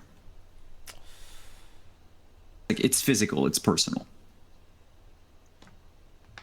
Yeah, that's what I hear at least. I don't know. Maybe there's something in the water. Squints at Arlo. You had You're not tap gonna water. let that go, are you? There's plenty of ways to make it a first impression. A gun on the table is a great one. Choking on tap water. That's gotta take. I don't know. I think you braver than I am. I would not have drank tap water. Hey, Anything Sorry. else? Anything I'm stronger? pushing a little probably far. safe. I'm feeling a little touchy since the first instinct was to pull out the gun. I'm sorry. I'll lay off. Well, the gun's still Right. there, so just remember that. Freddy will come back with a smile on his face. A lot less frazzled than he was earlier. Seems to be more confident, more in control. Good phone call. Oh yeah. So he turns to Lexi, I can pay you. Turns to Nick, I've already told you what you're gonna get. I can pay you, ma'am. I have everything that Nick knew and information on Mr. Knox to top it all off, and you won't even have to try to find Mr. Nick. That was still one heck of a phone call. One of Falcone's nephew owed me something, so I just called in the favor. Falcone. That's huh? how much I have stock in the heist you're gonna pull out, Nick. Yeah. You called in a favor to Falcone's nephew over whatever it is that you're trying to steal out of a carnival thief? Listen, lady, we don't know each other, but this is something personal. Anyway, about your guy that disappeared. He was, I guess, in his spare time, looking up the shit that happened tonight, that little bout, Lexi. And it's been happening more and more. I didn't think it would happen down here. I thought, I don't know, don't tell me he screens you all for drugs before the fight or something. Wow. What do you think? Shit. Well, I'm thinking I could roid up someone and then bet on them all the time. And you think they fight good like that? Like you said? I don't know, I'm not a fighter. Obviously not. Can't just send any drug fueled muscle person in here. If you what, sir? What did you say? Oh, so you can't just send any like drug-fueled muscle person in here and expect them to do well. You need takes more than that. Well, your Mr. Knox was looking into something called BZK. BZK. Yeah, Is that a drug or? apparently it's a drug. Or some, I don't know, chemical compound, whatever. I assume it's a new designer drug. It's been flooding Mr. Falcone's territories lately. Nick was one of the dealers. Nick's gone. Mr. Knox was looking into it. From what Nick squealed,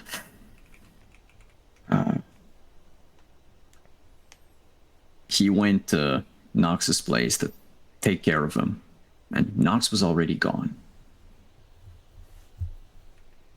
So Nick trashed the place. I don't know, in a drug-fueled haze or whatever.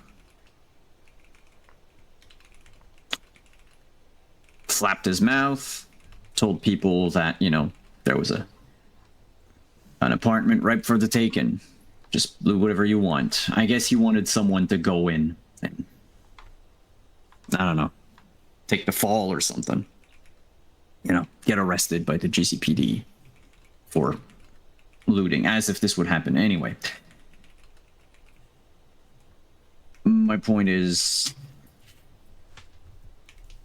you want to find Mr. Knox. You're gonna have to find whoever it is that set off Mr. Knox on that trail. And Freddy here just happens to know who might help.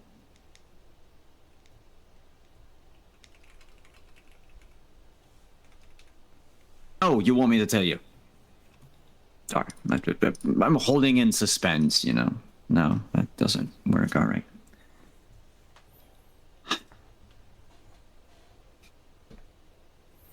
As Simon has to look through his note 2 seconds. It's a person called... Oh, yeah. It's a mole inside the GCPD. Guy works out of Precinct 8. The one nearby. I don't know more than that. Oh, we got cops involved too, huh? You want us to go to the cops? No, I'm just giving you everything Mr. Knox knew. So assume that Knox, you know, alleged citizen, just went and probably, I don't know, weaseled his way into the precinct and said some things, and one thing led to another, and someone wanted him off. Now, I guess Nick heard about this, and someone else heard about this, but this someone else got the reporter before Nick did. Very confusing. That's all I know. And that's what part of the call was about.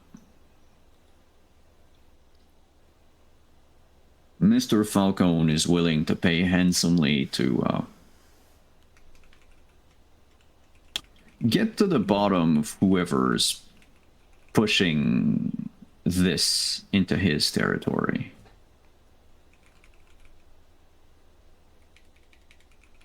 You know, either take it over or stop it completely. How handsomely are we talking?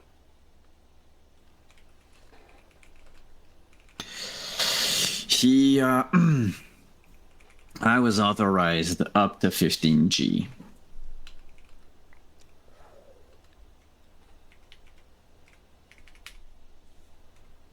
Now I said authorized, because there needs to be results first. You know how these big mob types go, right? Yeah, There's know, no trust. It's just results.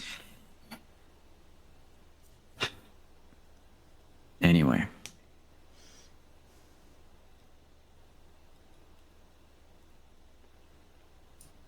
That's all I know. But that's a job, I guess. Right?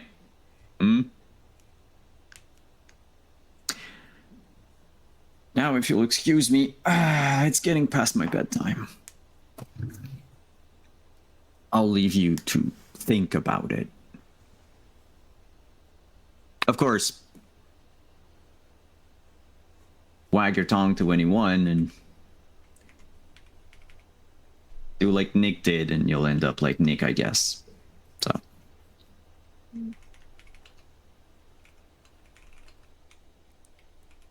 And unless you stop him, he's going to just get up, zip his coat, and leave. Whew. Nick, that's a lot. You're telling me? Falcone and cops.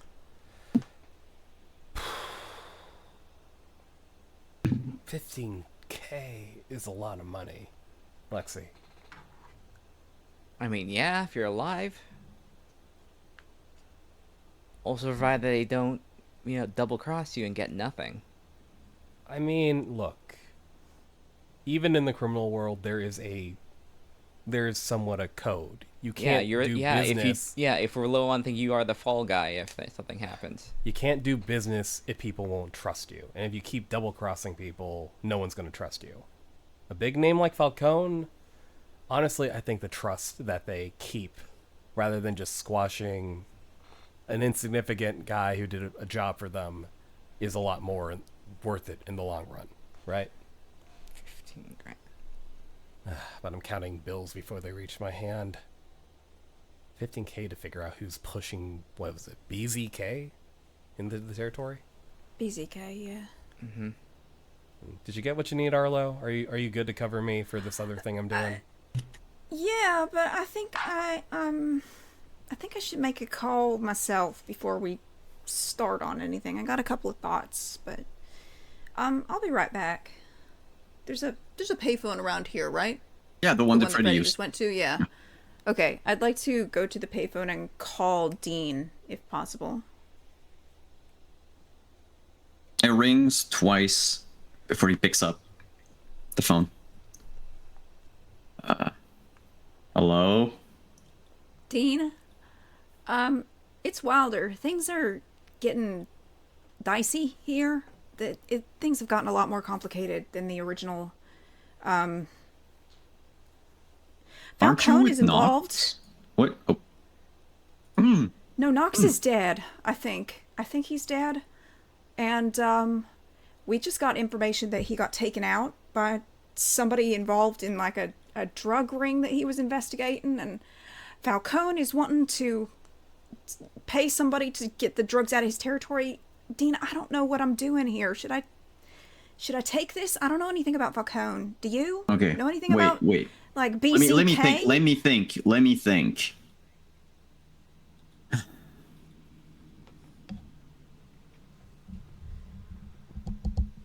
This Knox guy was taken out by Falcone, and this Knox guy sent out put out ads that he needed protection. Then whoever offed him also knows that he was looking for protection. Shit. Fuck. Okay, look. Here's what I think. I know you can handle yourself in a fight, but there's no taking on the mob. Not here. We're on their turf. And there's no way I'm going back to jail. So I'm not going to the cops either. Yeah, no, of course not. I'd say, listen, if the people that took out the guy you were supposed to protect are asking you to do something for them, maybe they'll be willing to, I don't know, not link you to whatever activities Mr. Knox was having or was doing. But we're going to be linked anyway, because they want us to directly investigate this drug ring, this BZK ring that he was investigating, and try to get rid of it. If they're asking you the same thing they asked them, then they didn't off him something someone else did. How much? Did they say, did they speak of any price? Did they name anything? Well, yeah, it's like a couple thousand, but is that, I mean, I don't know. You know, Dean, I don't make these decisions. You're the one who's always the decision guy on these. Is it, do you think I should, I've never dealt with the mob before. No. No, you haven't. Well, you kind of did. Remember that job 4 years ago? Yeah? Yeah, The we got one where paid you by the wanted me to mob. shoot that guy. Yeah. So you think I should take it, even though it's more complicated now? How's your arm? I mean, it's fine. Nothing's happened to it since I left the house. Well, with a couple of grands, we could not only afford, a better place, maybe, but also, afford to make sure that that thing screwed to you doesn't break down. It's not like we have what Holt had. Sure. I mean, hasn't been nothing really wrong with it recently. No, but what if there But- is? I mean, yeah. It's Okay. been a couple of years, I don't know how these things work, but, No, yeah, you're right. You're right. No, you're right. Okay. like, I just wanted to let you know what was going on and how things had changed, just so you can keep track of these things, you know? you doing this alone? No, I mean, I've got help, but Were they? Who's the help? Are they mob? no, not mob. There's a fighter and a crook. Small time seems to be. I don't know a whole lot. Okay. No mob affiliation. Probably won't get shot in the back. I'm not quite sure how the families work here. I'm a West Coast guy.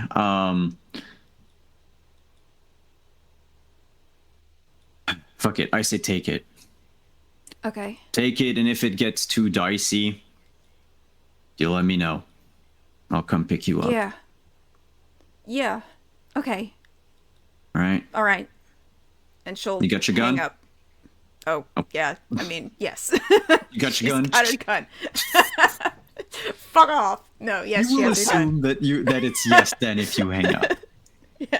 And it's with that phone hanging up that we're going to end our first session. Next week, we're picking up with session 2, entitled 1 Week Later.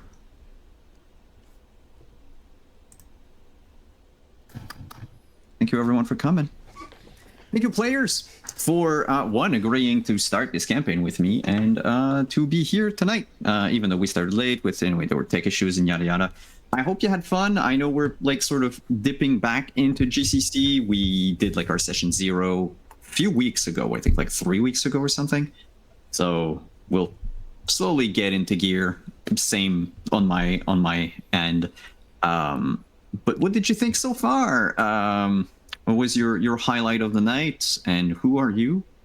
What are you doing? Where can we find you? All that good stuff. I'll pass the mic around in the same order we did your intro, so we'll start with Nick. Hi. I had a great time tonight. Hello, my name is Yutsai. You can find me here and tomorrow on Laugh Love Lindy streams for Reading Between the Lines, a Good Society game, which is a lot less gritty, but with just as much, if not more, murder, apparently. So, at least currently. That is 7 p.m. CST, I believe. Highlights of tonight. It was just really cool to see everyone in their elements. I always love like introductory scenes, getting to know folks. I have to admit, unfortunately for perhaps one player, my favorite night was the coining of an accidental catchphrase. Things are about to get wild. Absolutely. Love it. Let's go.